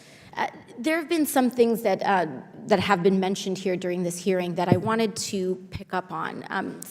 Mr. Graves, you mentioned specifically during the answers to one of your questions, you named Boeing contractors being engaged in an incident regarding this red cube about a football field wide. I was wondering if you could speak a little bit about the interaction, or Mr. Grusch, either of you, the interactions between defense contractor companies and any UAP-related programs or activities. So I'll just say that the information about the contractor themselves were provided by a witness, and I have no particular detail in that relationship. Mr. Grusch? The kind of general unclassed wave tops, certainly the contractors, are the metal benders, so to speak. They're the ones actually doing specific performance on government contracts. Are they required to issue any disclosure regarding UAP sightings, or do they engage in any reporting around this? In terms of the contractors, Yes. not that I'm aware of. They do not. Okay. Now, when it comes to notification that you had mentioned about IRAD programs, we have seen defense contractors abuse their contracts before through this committee. I have seen it personally, and I have also seen the notification requirements to Congress abused. I am wondering, one of the loopholes that we see in the law is that there is, at least from my vantage point, is that depending on what we're seeing, is that there are no actual definitions or requirements for notification. What methods of notification did you observe? Like when they say they notified Congress, how did they do that? Do you have insight into that? For certain IRAD activities, I can only think of ones conventional in nature. Sometimes they flow through certain, I'll just say, SAP programs that have cognizant authority over the Air Force or something, and those are congressionally reported compartments, but IRAD is literally internal to the contractor, so as long as it's money, either profits, private investment, et cetera, they can do whatever they want. To put a finer point on it, when there is a requirement for any agency or company to notify, or any agency to notify Congress, do they contact the chairman of a committee? Do they get them on the phone specifically? Is this through an email to hypothetically a dead email box? A lot of it comes through what they call the PPR, Periodic Program Review Process, if it's a SAP or Controlled Access Program Equity, and then those go to the specific committees, whether it be the SAS, Okay. CASC, HISI. Thank you. I apologize, my time is limited. Mr. Graves, one of your main concerns is that the FAA currently does not have an official process to receive reports of UAP from pilots or others, correct? Correct. And in your experience, what data should the Aero program prioritize for potential collection? We have, location, date, time, but are there other specific characteristics that should be included in these reports? Certainly. I think that there's two categories that would be important. One would be kinematics and understanding the specifics of how the vehicle or objects are moving. And the second would be a more zoomed out approach of being able to look at origin and destination before the incident, as well as getting a better contextual understanding of how these objects are interacting with each other. Thank you. Now, because I only have a minute left, I apologize, we only have 5 minutes today, but for the record, if you were me, where would you look? Titles, programs, departments, regions, if you could just name anything. And I put that as an open question to the three of you. I'd be happy to give you that in a closed environment. I can tell you specifically. Thank you. Commander Fravor? And I would say, and I've told people that you have to know where to look. They're not going to divulge it to you because of the classification levels. But if you know where to look and who to talk to, which is exactly what Mr. Grusch can point you, then you have them. Okay. Mr. Graves? I was an operator, so I was depending on folks like Mr. Grusch to do that homework. Okay. Thank you very much. I yield back to the chair. Mr. Biggs? Thanks, Mr. Chairman. I thank the witnesses for being here today. I'm over here. Thank you so much for being here. I want to get into specifics here, and the reason I'm going to go this way is because you've talked a bit about what I would call misdirection by official U.S. government with regard to UAPs, right? And so I'm going to get to that in a second. But last week, White House NSC spokesman John Kirby stated that UAPs are having an impact on our training ranges and need to be treated as a legitimate issue. Do you concur with his statements? That's for each of you. Yes. Yes. Yes. Okay. Now, having said that, I'm going to take you to specific instances around the Phoenix Valley, because that's where I live. And in '97, we had the famous Phoenix Light case. I don't know if any of you are familiar with that. There were two things that went along with that, and the explanation was military training range off Luke and the Barry Goldwater Range. Do you know anything different other than the official explanation of those lights? Only what's in the public vernacular about it. That was outside the scope of my duties. And if we wanted to, just my question along with my colleague from New York, Ms. Ocasio-Cortez, if we wanted to find out more about that, where would we go to find the files, and who would we address? And are you going to tell me we need to go to a SCIF so you can tell us in a SCIF? I could potentially give you a vector on that. That specific case, I'm familiar with it in terms of public, but I give you a vector in a closed environment, yeah. That would be good, thank you. So if it's true that UAPs are having an impact on training ranges, and this administration considers it to be a legitimate issue, what steps can Congress take to address training range impacts? And I say that having two very large training ranges in my state. And so we'll start with Mr. Graves and go on down the panel. Some of the initial procedures have been implemented, such as within the United States Navy, that have a range failure report that gathers information from pilots. I understand that a service-wide reporting mechanism is still pending. However, that would be a great next step, not only for gathering information, but for showing the troops that it is an acceptable topic and reducing the stigma. Okay, please, all of you continue. Yeah, as a recipient of a lot of those training range reports, sometimes we only get contextual kind of oral reporting. It'd be nice if they attached all sensor data and there's a system in place that can handle multiple classifications of data. And that's an issue with the F-35, right? That jet was never built to be an ISR platform. And it's a pain in the, we'll just say butt, to get that data off, so, yeah. Great, thank you. Yeah, I would agree with the previous two, being a user of those training ranges, that the data has to be out there. You have to acknowledge that you're seeing them, and then you have to collect the data. Right now, you get the report, someone says, I saw something, but no one collects the radar data to back it up and do research. Okay. Do you believe that the 2019 classification guidelines for UAPs interferes with the federal government's ability to be transparent with the American people? And do you think we need to be more transparent with the American people? All of you, yeah. I'll say yes to that. Yeah, I'm familiar with at least the UAP Task Force 2019 Security Classification Guide. I think it's fair. I did actually help author that with the director. You got a bias that way then. But I will say, I'll call it a lazy attitude about declassifying videos. I mean, I've seen some of the videos of the recent shoot down, and I saw no reason that couldn't have been released as long as they mask some data. The American people deserve to see that imagery and full motion video. I would think, well, in my opinion, I will say things are overclassified. I know for a fact the video or the pictures that came out in the 2020 report that had the stuff off the East Coast, they were taken with an iPhone off the East Coast. A buddy of mine was one of the senior people there, and he said they were originally classified at TSSCI. And my question to him was, what's TSSCI about these? They're an iPhone Right. literally off the vacapes. That's not TSSCI. So they're overclassified, and as soon as they do that, they go in a vault, and then you all have to look for them. Yeah, so with the overclassification, that may be one way. Are there other ways that the DoD or intelligence agencies are keeping this information from the American people or even from Congress? I think part of that has been not encouraging reporting. If the problem is not something that can be measured, it's not something that's going to be fixed. Okay, very good. Well, I'm out of time, and I thank you, Mr. Chairman, and I yield back. First of all, without objection, Representative Nick Langworthy of New York has waived on the subcommittee for purpose of questioning witnesses at today's subcommittee hearing. And then we go to Mr. Burleson. Thank you, Mr. Chairman. Appreciate you guys coming out today, testifying. Look, I've been here for 6 months, and I'm pretty skeptical. I don't trust anything in this town.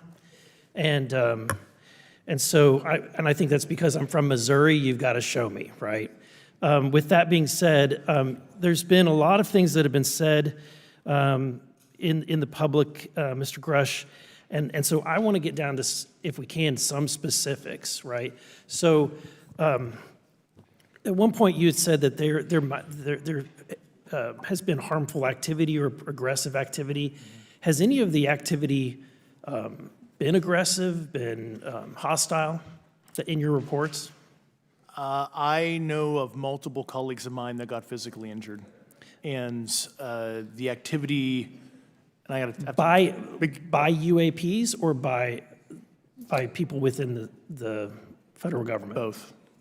Okay, so there has been activity by alien or non-human technology and or beings that has caused harm to humans?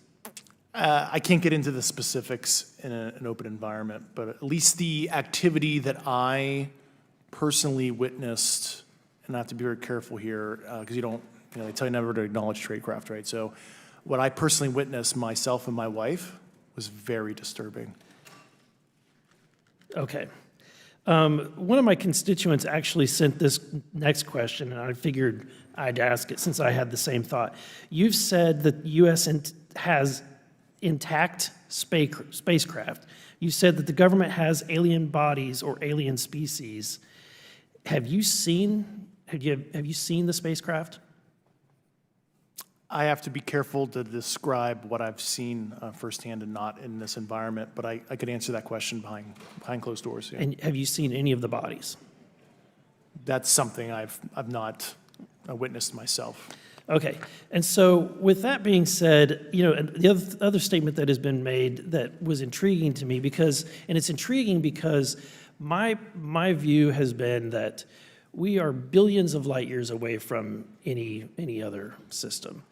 And the concept that an alien species that's technologically advanced enough to travel billions of light years gets here and somehow is incompetent enough to not survive Earth or crashes is something that I find a little bit far-fetched. And with that being said, you have mentioned that there's interdimensional potential. Could you expound on that? Yeah, to answer your first question, and I'm here as a fact witness and expert, but I will give you a theoretical framework, at least to work off, to kind of espouse crashes, regardless of your level of sentience, right? Planes crash, cars crash, n number of sorties, however high, a small percentage are going to end in mission failure, if you will, as we say in the Air Force. And then in terms of multidimensionality, that kind of thing, the framework that I'm familiar with, for example, is something called the holographic principle. It derives itself from general relativity and quantum mechanics, and that is, if you want to imagine a 3D object such as yourself casting a shadow onto a 2D surface, that's the holographic principle. So you can be projected, quasi-projected from higher dimensional space to lower dimensional. It's a scientific trope that you can actually cross, literally, as far as I understand, but there's probably guys with PhDs that we could probably argue about that. But you have not seen any documentation that that's what's occurring? Only a theoretical framework discussion, yes. Okay. Okay. Occam's razor is that these aircraft, have they been identified that they are being produced by by domestic, military and contractors? Is there any evidence that that's what's being recovered? Not to my knowledge, plus the recoveries predate a lot of our advanced programs that I previously am witting of, so. Would it be safe to say that there could be a scenario today where you have an aircraft that crashes and because it's been involved in one program from one federal agency, and but the agency that retrieves it is not aware of that program, and to them it appears alien in origin? I mean, that's a hypothetical situation. I'm not aware of any historical situation that would match that you described, so. You're not aware, it has not happened that you're aware of? That I'm aware of. Thank you, Mr. Chairman, I yield back.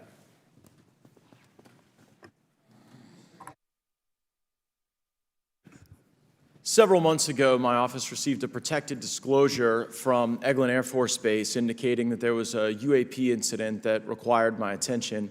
I sought a briefing regarding that episode and brought with me Congressman Burchett and Congresswoman Luna. We asked to see any of the evidence that had been taken by flight crew in this endeavor and to observe any radar signature as well as to meet with the flight crew. We were not afforded access to all of the flight crew. And initially, we were not afforded access to images and to radar. Thereafter, we had a bit of a discussion about how authorities flow in the United States of America, and we did see the image. And we did meet with one member of the flight crew who took the image. The image was of something that I am not able to attach to any human capability, either from the United States or from any of our adversaries. And I'm somewhat informed on the matter, having served on the Armed Services Committee for 7 years, having served on the committee that oversees DARPA and advanced technologies for several years. When we spoke with the flight crew, and when he showed us the photo that he'd taken, I asked why the video wasn't engaged, why we didn't have a FLIR system that worked. Here's what he said. They were out on a test mission that day over the Gulf of Mexico. And when you're on a test mission, you're supposed to have clear airspace. Not supposed to be anything that shows up. And they saw a sequence of 4 craft in a clear diamond formation for which there is a radar sequence that I alone have observed in the United States Congress. One of the pilots goes to check out that diamond formation and sees a large floating, what I can only describe as an orb. Again, like I said, not of any human capability that I'm aware of. And when he approached, he said that his radar went down, he said that his FLIR system malfunctioned, and that he had to manually take this image from one of the lenses, and it was not automated in collection, as you would typically see in a test mission. So I guess I'll start with Commander Fravor. How should we think about the fact that this craft that was approached by our pilot had the capability of disarming a number of the sensor and collection systems on that craft? Well, I think this goes to that national security side, and you can go back through history of things showing up at certain areas and disabling our capabilities, which is disheartening. And for us, I mean, like I said, it completely disabled the radar on the aircraft when it tried to do it, and the only way we could see it is passively, which is how he got that image. So I think that's a concern on what are these doing, not only how do they operate, but their capabilities inside to do things like this. And how should we think about 4 craft moving in a very clear formation, equidistant from one another, in a diamond? In all of the phenomenon, perhaps, Mr. Grave, that you've analyzed, have we ever seen multiple craft in a single formation? I have one particular case, and that was during the gimbal incident. The recording on the AT FLIR system shows a single object that rotates.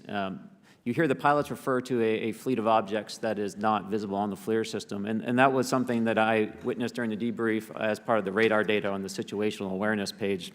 I would like to add, however, Congressman, there's a small bit of anger, I would say I would feel that those pilots are still facing that difficulty in reporting this topic, and they don't have the tools to be able to mitigate this issue.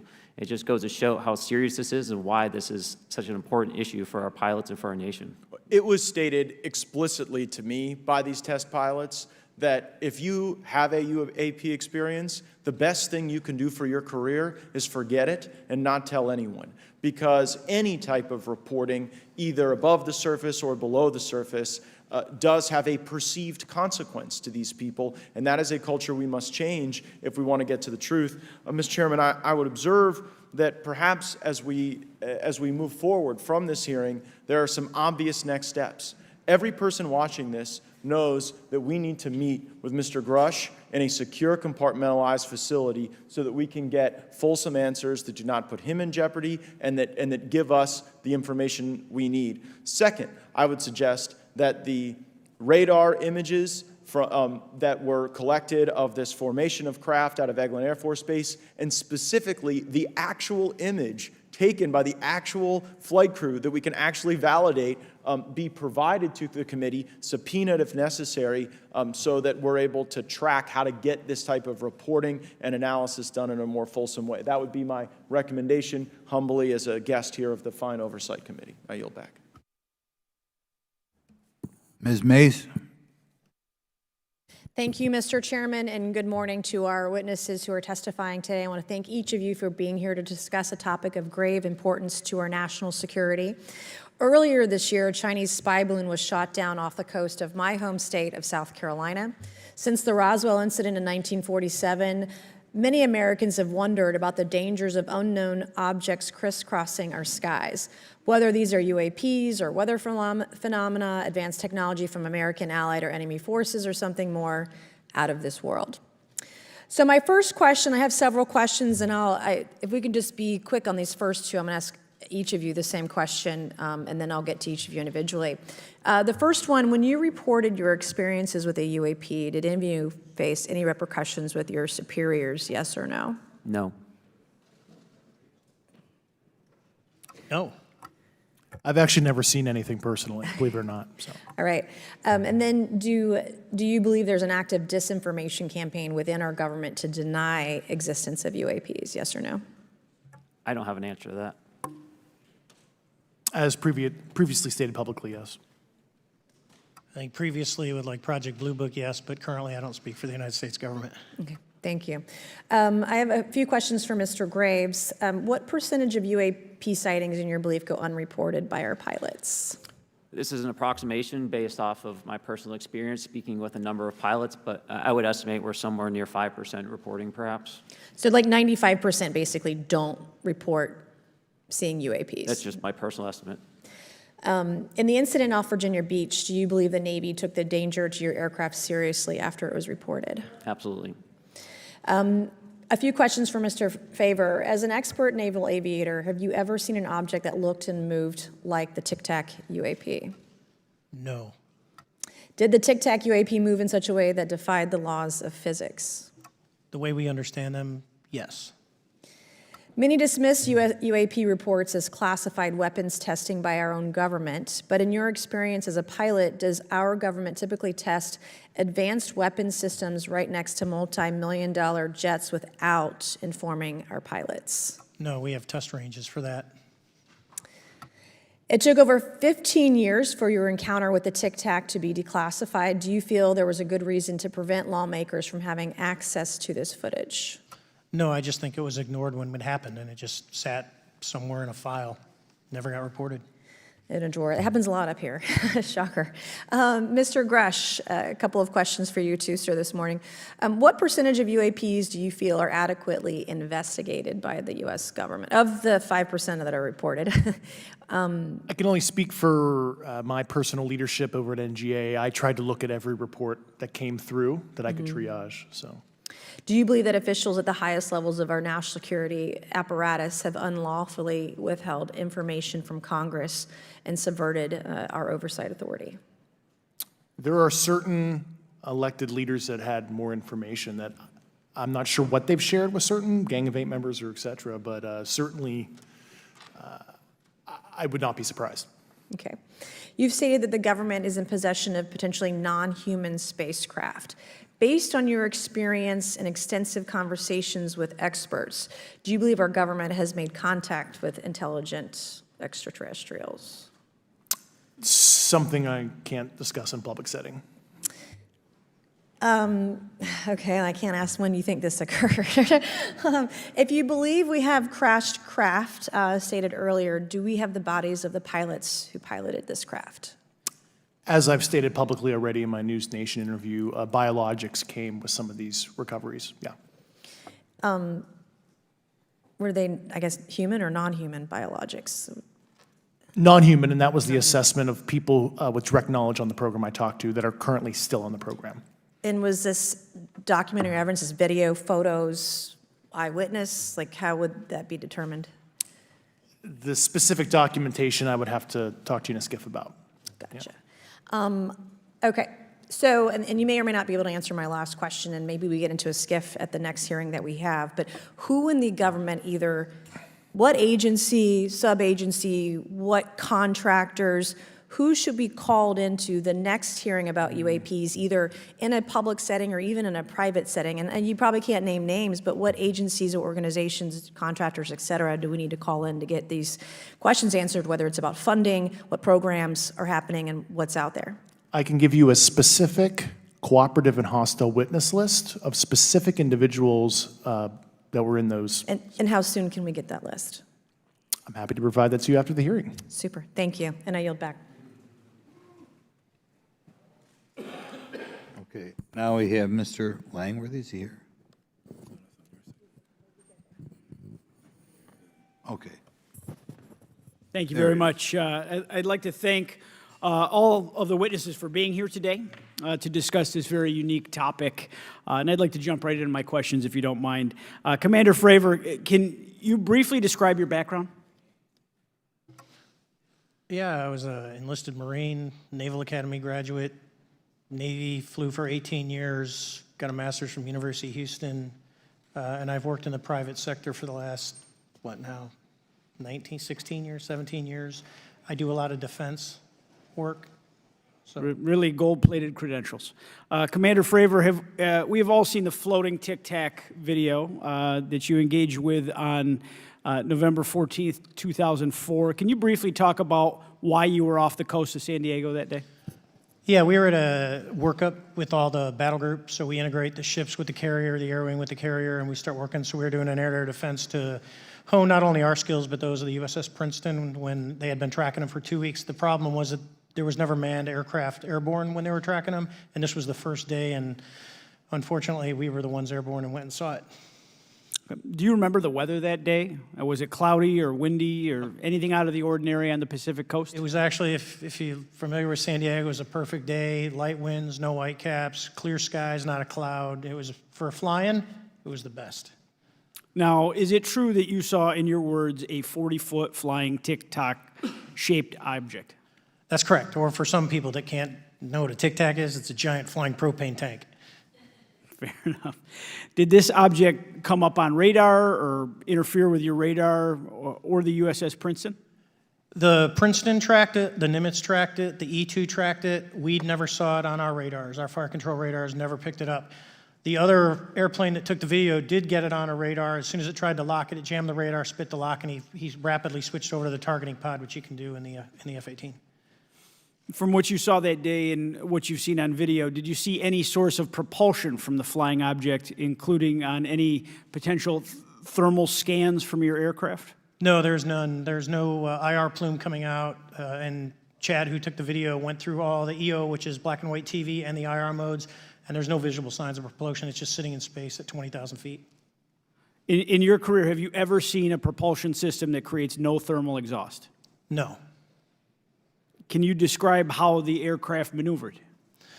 Abruptly, very determinate.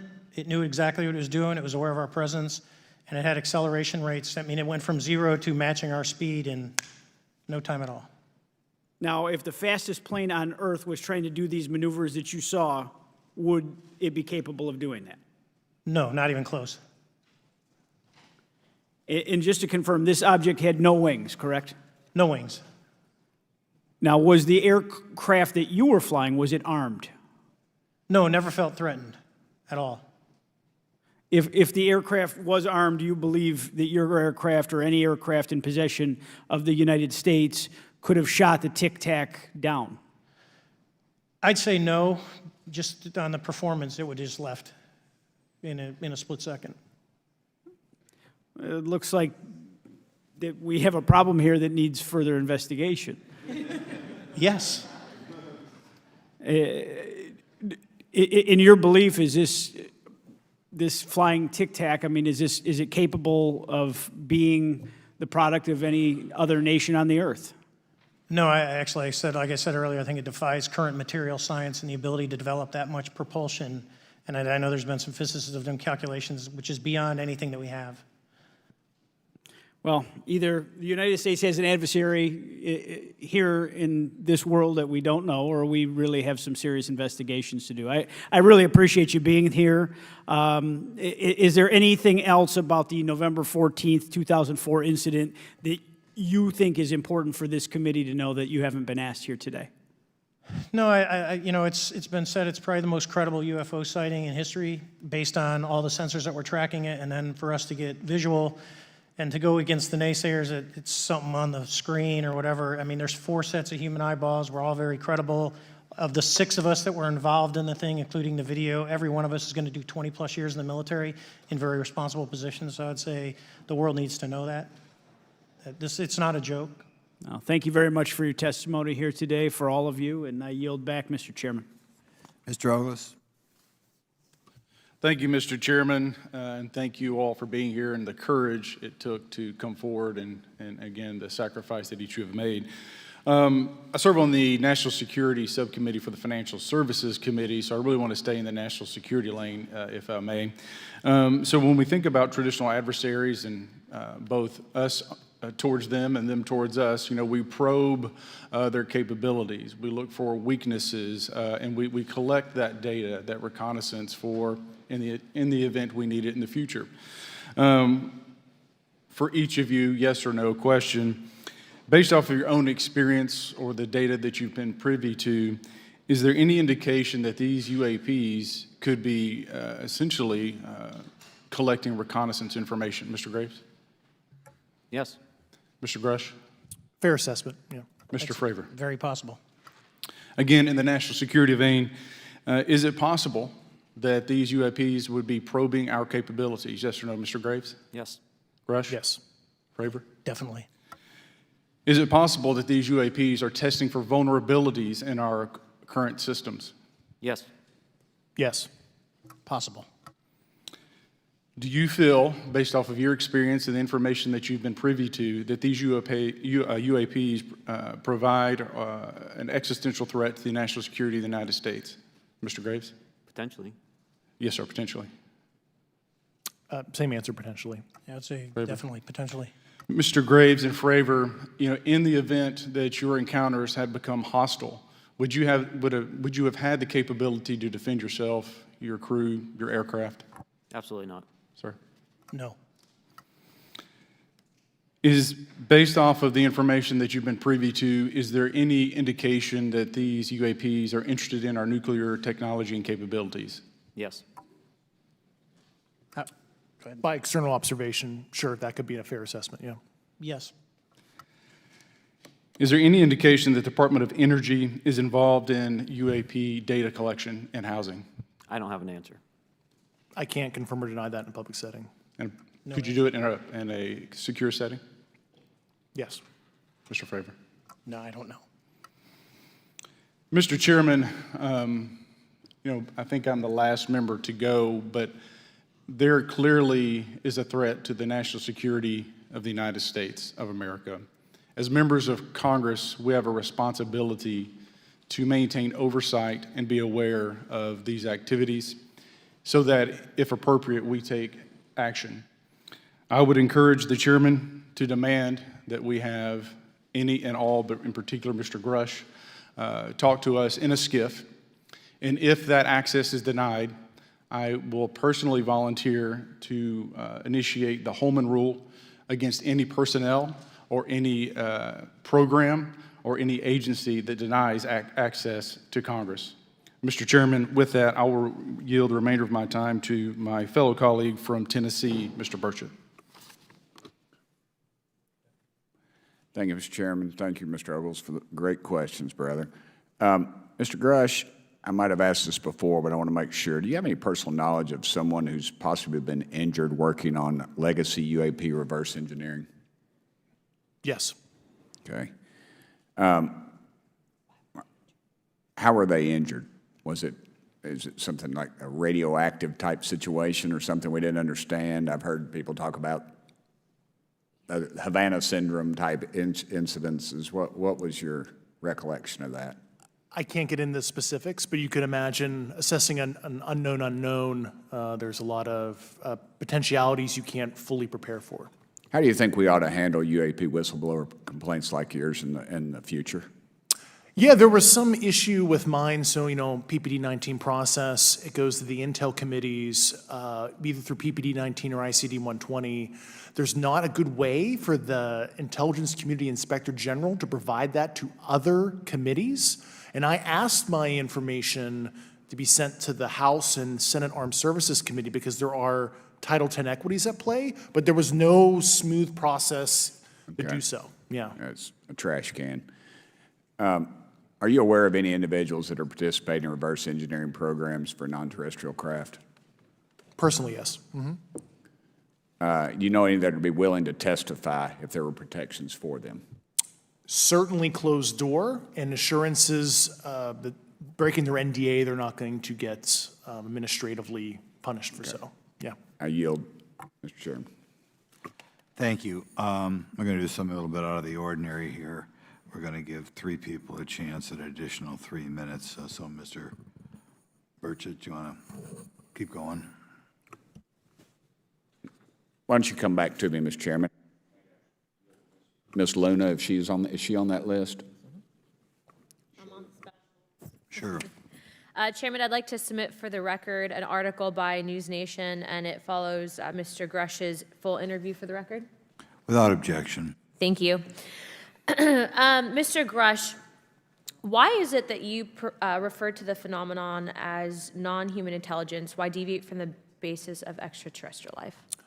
I think the phenomenon is very complex, and I like to leave an open mind analytically to specific origin. When you say specific origin, are you referring, can you elaborate on that for those that might not? If it's a traditional extraterrestrial origin or something else that we don't quite understand from either a biological or astrophysics perspective, yeah, I just like to keep an open mind on what it could be, yeah. Okay, and referring to your News Nation interview, you had referenced specific treaties between governments. Article 3 of the Nuclear Arms Treaty with Russia identifies UAPs. It specifically mentions them. To your knowledge, are there safety measures in place with foreign governments or other superpowers to avoid an escalatory situation in the event that a UAP malevolent event occurs?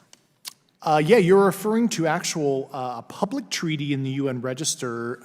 It's funny you mentioned that. Yeah, the Agreement on Measures to Reduce the Risk of Outbreak of Nuclear War signed in 1971. Unclassified treaty publicly available. And if you cite the George Washington University National Security Archives, you will find the declassified in 2013 specific provisions in the specific red line flash message traffic with the specific codes pursuant to Article 3 and Article, also Situation 2, which is in the previously classified NSA archive. What I would recommend, and I tried to get access, but I got a wall of silence at the White House, was those specific incidents when those message traffic was used. I think some scholarship on that would open the door to a further investigation using those publicly available information. Thank you. And then my last question with 51 seconds remaining. You mentioned white-collar crimes potentially being taking place in regards to a cover-up. Can you please elaborate? I have concerns based on the interviews I conducted under my official duties of potential violations of the Federal Acquisition Regulations, the FAR. Thank you very much, Chairman. I yield the remainder of my time. Okay, we'll go to Mr. Raskin for 3 minutes. Thanks, Mr. Chair, and I thank the witnesses for their endurance and service today. Mr. Fravor, you've described your episode in detail now, and you call it the most credible UFO sighting in history.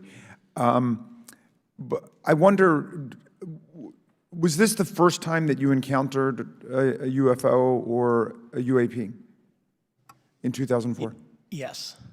And what was your general attitude or perspective on the UFO discussion before that happened?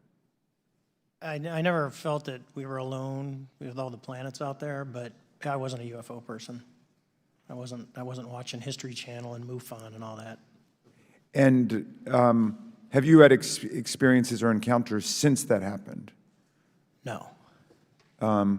And so have you formed any general conclusions about what you think you experienced then? Yes. I think what we experienced was, like I said, well beyond the material science and the capabilities that we had at the time, that we have currently, or that we're going to have in the next 10 to 20 years. Very good. Mr. Grusch, you've been able to answer in great detail on certain questions, and then other things you say you're not able to respond to. Can you just explain where you're drawing the line and what's the basis for that? Yeah, based on my DOPSR security review and what they've determined that is unclassified. I see. So you're answering any questions that just call upon your knowledge of unclassified questions, but anything that relates to classified matters you're not commenting on in this context? In an open session, but happy to participate in a closed session at the right level, yeah. Okay. And Mr. Graves, you've said that there are dozens of fellow pilots, military pilots. Are there also commercial pilots who've encountered the same kind of sightings that you described before? They are similar. Commercial pilots have less range and less sensors to be able to reach out and look for objects over wide swaths of airspace. And so pilots are seeing them, commercial pilots are seeing them, and they're typically closer, and the range of what they're seeing is pretty large. What is the most vivid, concrete sighting with the naked eye of the objects that you described before, the cube-like objects? Certainly. I think the most vivid sighting of that would have been near midair that we had at the entrance to our working area. One of these objects was completely stationary at the exact entrance to our working areas, not only geographically, but also at altitude. So it was right where all the jets are going, essentially, on the eastern seaboard. The two aircraft flew within about 50 feet of the object, and that was a very close visual sighting. And you were in one of the aircraft? I was not. I was there when the pilot landed. He canceled the mission after, and I was there. He was in the ready room with all his gear on, with his mouth open, and I asked him what the problem was, and he said he almost hit one of those darn things. He said he was 50 feet away from it? Yes, sir. And his description of the object was consistent with the description you gave us before? A dark gray or a black cube inside of a clear sphere. Inside of a clear sphere? Yes. And with no self-evident propulsion system? No wings, no IR energy coming off of the vehicle, nothing tethering it to the ground. And that was primarily what we were experiencing out there. I'm over time. Thank you very much for your service, and I yield back to Mr. Chairman. Very good. Mr. Burchett? Thank you, Mr. Chairman. This is for all three of y'all, starting with Mr. Graves. Why did you come forward on this issue? I came forward because I felt that my colleagues did not have a way to mitigate this safety threat, and I wanted to help them. I was trained as an aviation safety officer by the Navy, and this it just felt right. I felt like I had to help the folks that were still flying and dealing with this. Mr. Grusch? Purely a sense of duty. My first sworn oath when I was a cadet 18 years ago, and I still uphold that even out of the uniform. Commander? I was pestered by a friend, and I asked why, and he said, "You're the one person that they can't discredit, and you'll add credibility to the New York Times article." And so after about 6 times, I said, "Okay." Honest. Yeah. This town isn't made, unfortunately, by people like y'all. We thank y'all. And I do want to also thank the people in the audience and the people that are watching this that can't be, people all over the world that have kept this issue alive. You've endured criticism and derogatory remarks, and we're trying to get to the bottom of it. And so God bless y'all. Thank y'all so much. We really appreciate you guys and gals.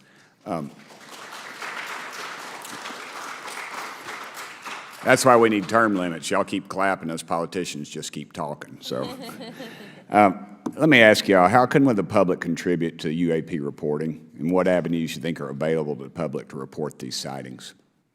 Well, right now, I don't think there is a lot of public options for every man to be able to report on this. I think even for professionals that have sensor data that are seeing these on a regular basis, they're still hesitant to come forward. And so for the general public, I think encouraging the conversations that we're having today, looking for technology solutions that can be distributed so that objective data can be gathered is the first place to go. Mr. Grusch?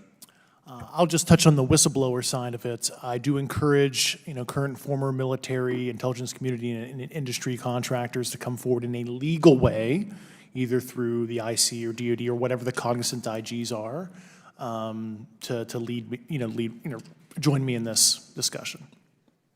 Commander, and I guess I should say this for the record. My daddy was United States Marine Corps, 1st Marine Division, so. Hoorah. Yes, sir. He was old school, him and Chesty Puller on Peleliu, so thank you, wow. brother. Wow. Yes, sir. I'm not anything like my daddy. He was incredible. I'm very mediocre, to say the least, but go ahead. You seem to be doing fine. Yeah. For me, I was an accident investigator, so the biggest thing that you learn, and I think that witnesses need to do is, one, don't try and make the fish bigger than it was. Stick to the facts, write it down, and don't speculate what you think it is because it will sway your decision. Just write the facts down. We can get all the facts together and we can start to investigate and get a real honest story instead of it was this big. Thank you all, and I want to thank everybody. We made history today. Mr. Chairman, I yield. Thank you much, Mr. Garcia. Thank you. I know now we're going to be making some closing remarks, and so I just wanted to say a few things. First, to our witnesses, I want to thank all of you for being here with us today. I know that it takes a lot of courage. You're telling really important information to this committee, and I just want to thank you also for all three of you, your service to our country. I also want to just note that today's hearing was both important but also serious, and I want to thank our subcommittee chairman, Mr. Grothman, I think for running a very fair and substantive hearing. I do want to thank the committee staff on both sides for the amount of work that it took to put this hearing in place, and certainly to all the members that have been involved in this issue prior to the hearing. I also want to note for our witnesses and for the public that I'm a freshman member of Congress, and I've only been here for 7 months, but this is by far the most bipartisan conversation and discussion that I have seen happen in the Congress. And I think that a topic of this significance as it relates to our national security, as it relates to information that we're trying to gather for the American public, does bring people together, and I think that's been really great to see. I think it's also important to note for the public, today in our hearing, we had on our side also both our full ranking member, which is Mr. Raskin, and our vice ranking member, which is Ms. Ocasio-Cortez, both here at our hearing. I think it shows the importance and seriousness that our side of the aisle is taking to this important hearing, but also to the broader issue as it relates to working with our Republican counterparts on this committee. I want to additionally add that I think it's really important that we have and continue these discussions and these hearings. Clearly, there's a lot of information that we don't know, but it's also very clear that we have to continue our investigation and accountability on asking the right questions and ensuring that they're part of the public record. One thing that was important today is some folks might wonder, why are we asking questions that might already be out there or that have been asked before? It's important that they're asked and put into the public record as it relates to this committee. And so I want to thank you for, answering some questions multiple times. I know, not just in maybe meetings you had with some members, but also here in the public.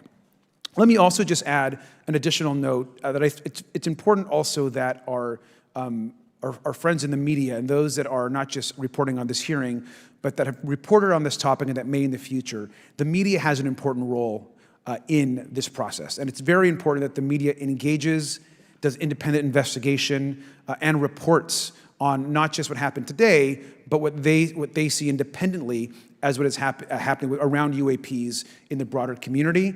That is also an important public benefit that we have in trying to get the information and the facts as it relates to this. Let me also just say finally that as a teacher and an educator and a longtime teacher and researcher, that I also really believe in following facts, in doing your homework, and in making sure that you follow science as we try to get as most information as possible. And so I want to thank you all for agreeing to do that today. Transparency is a cornerstone of government. We live in a vast galaxy, a lot of unanswered questions, and thank you all for being here today. Mr. Chairman.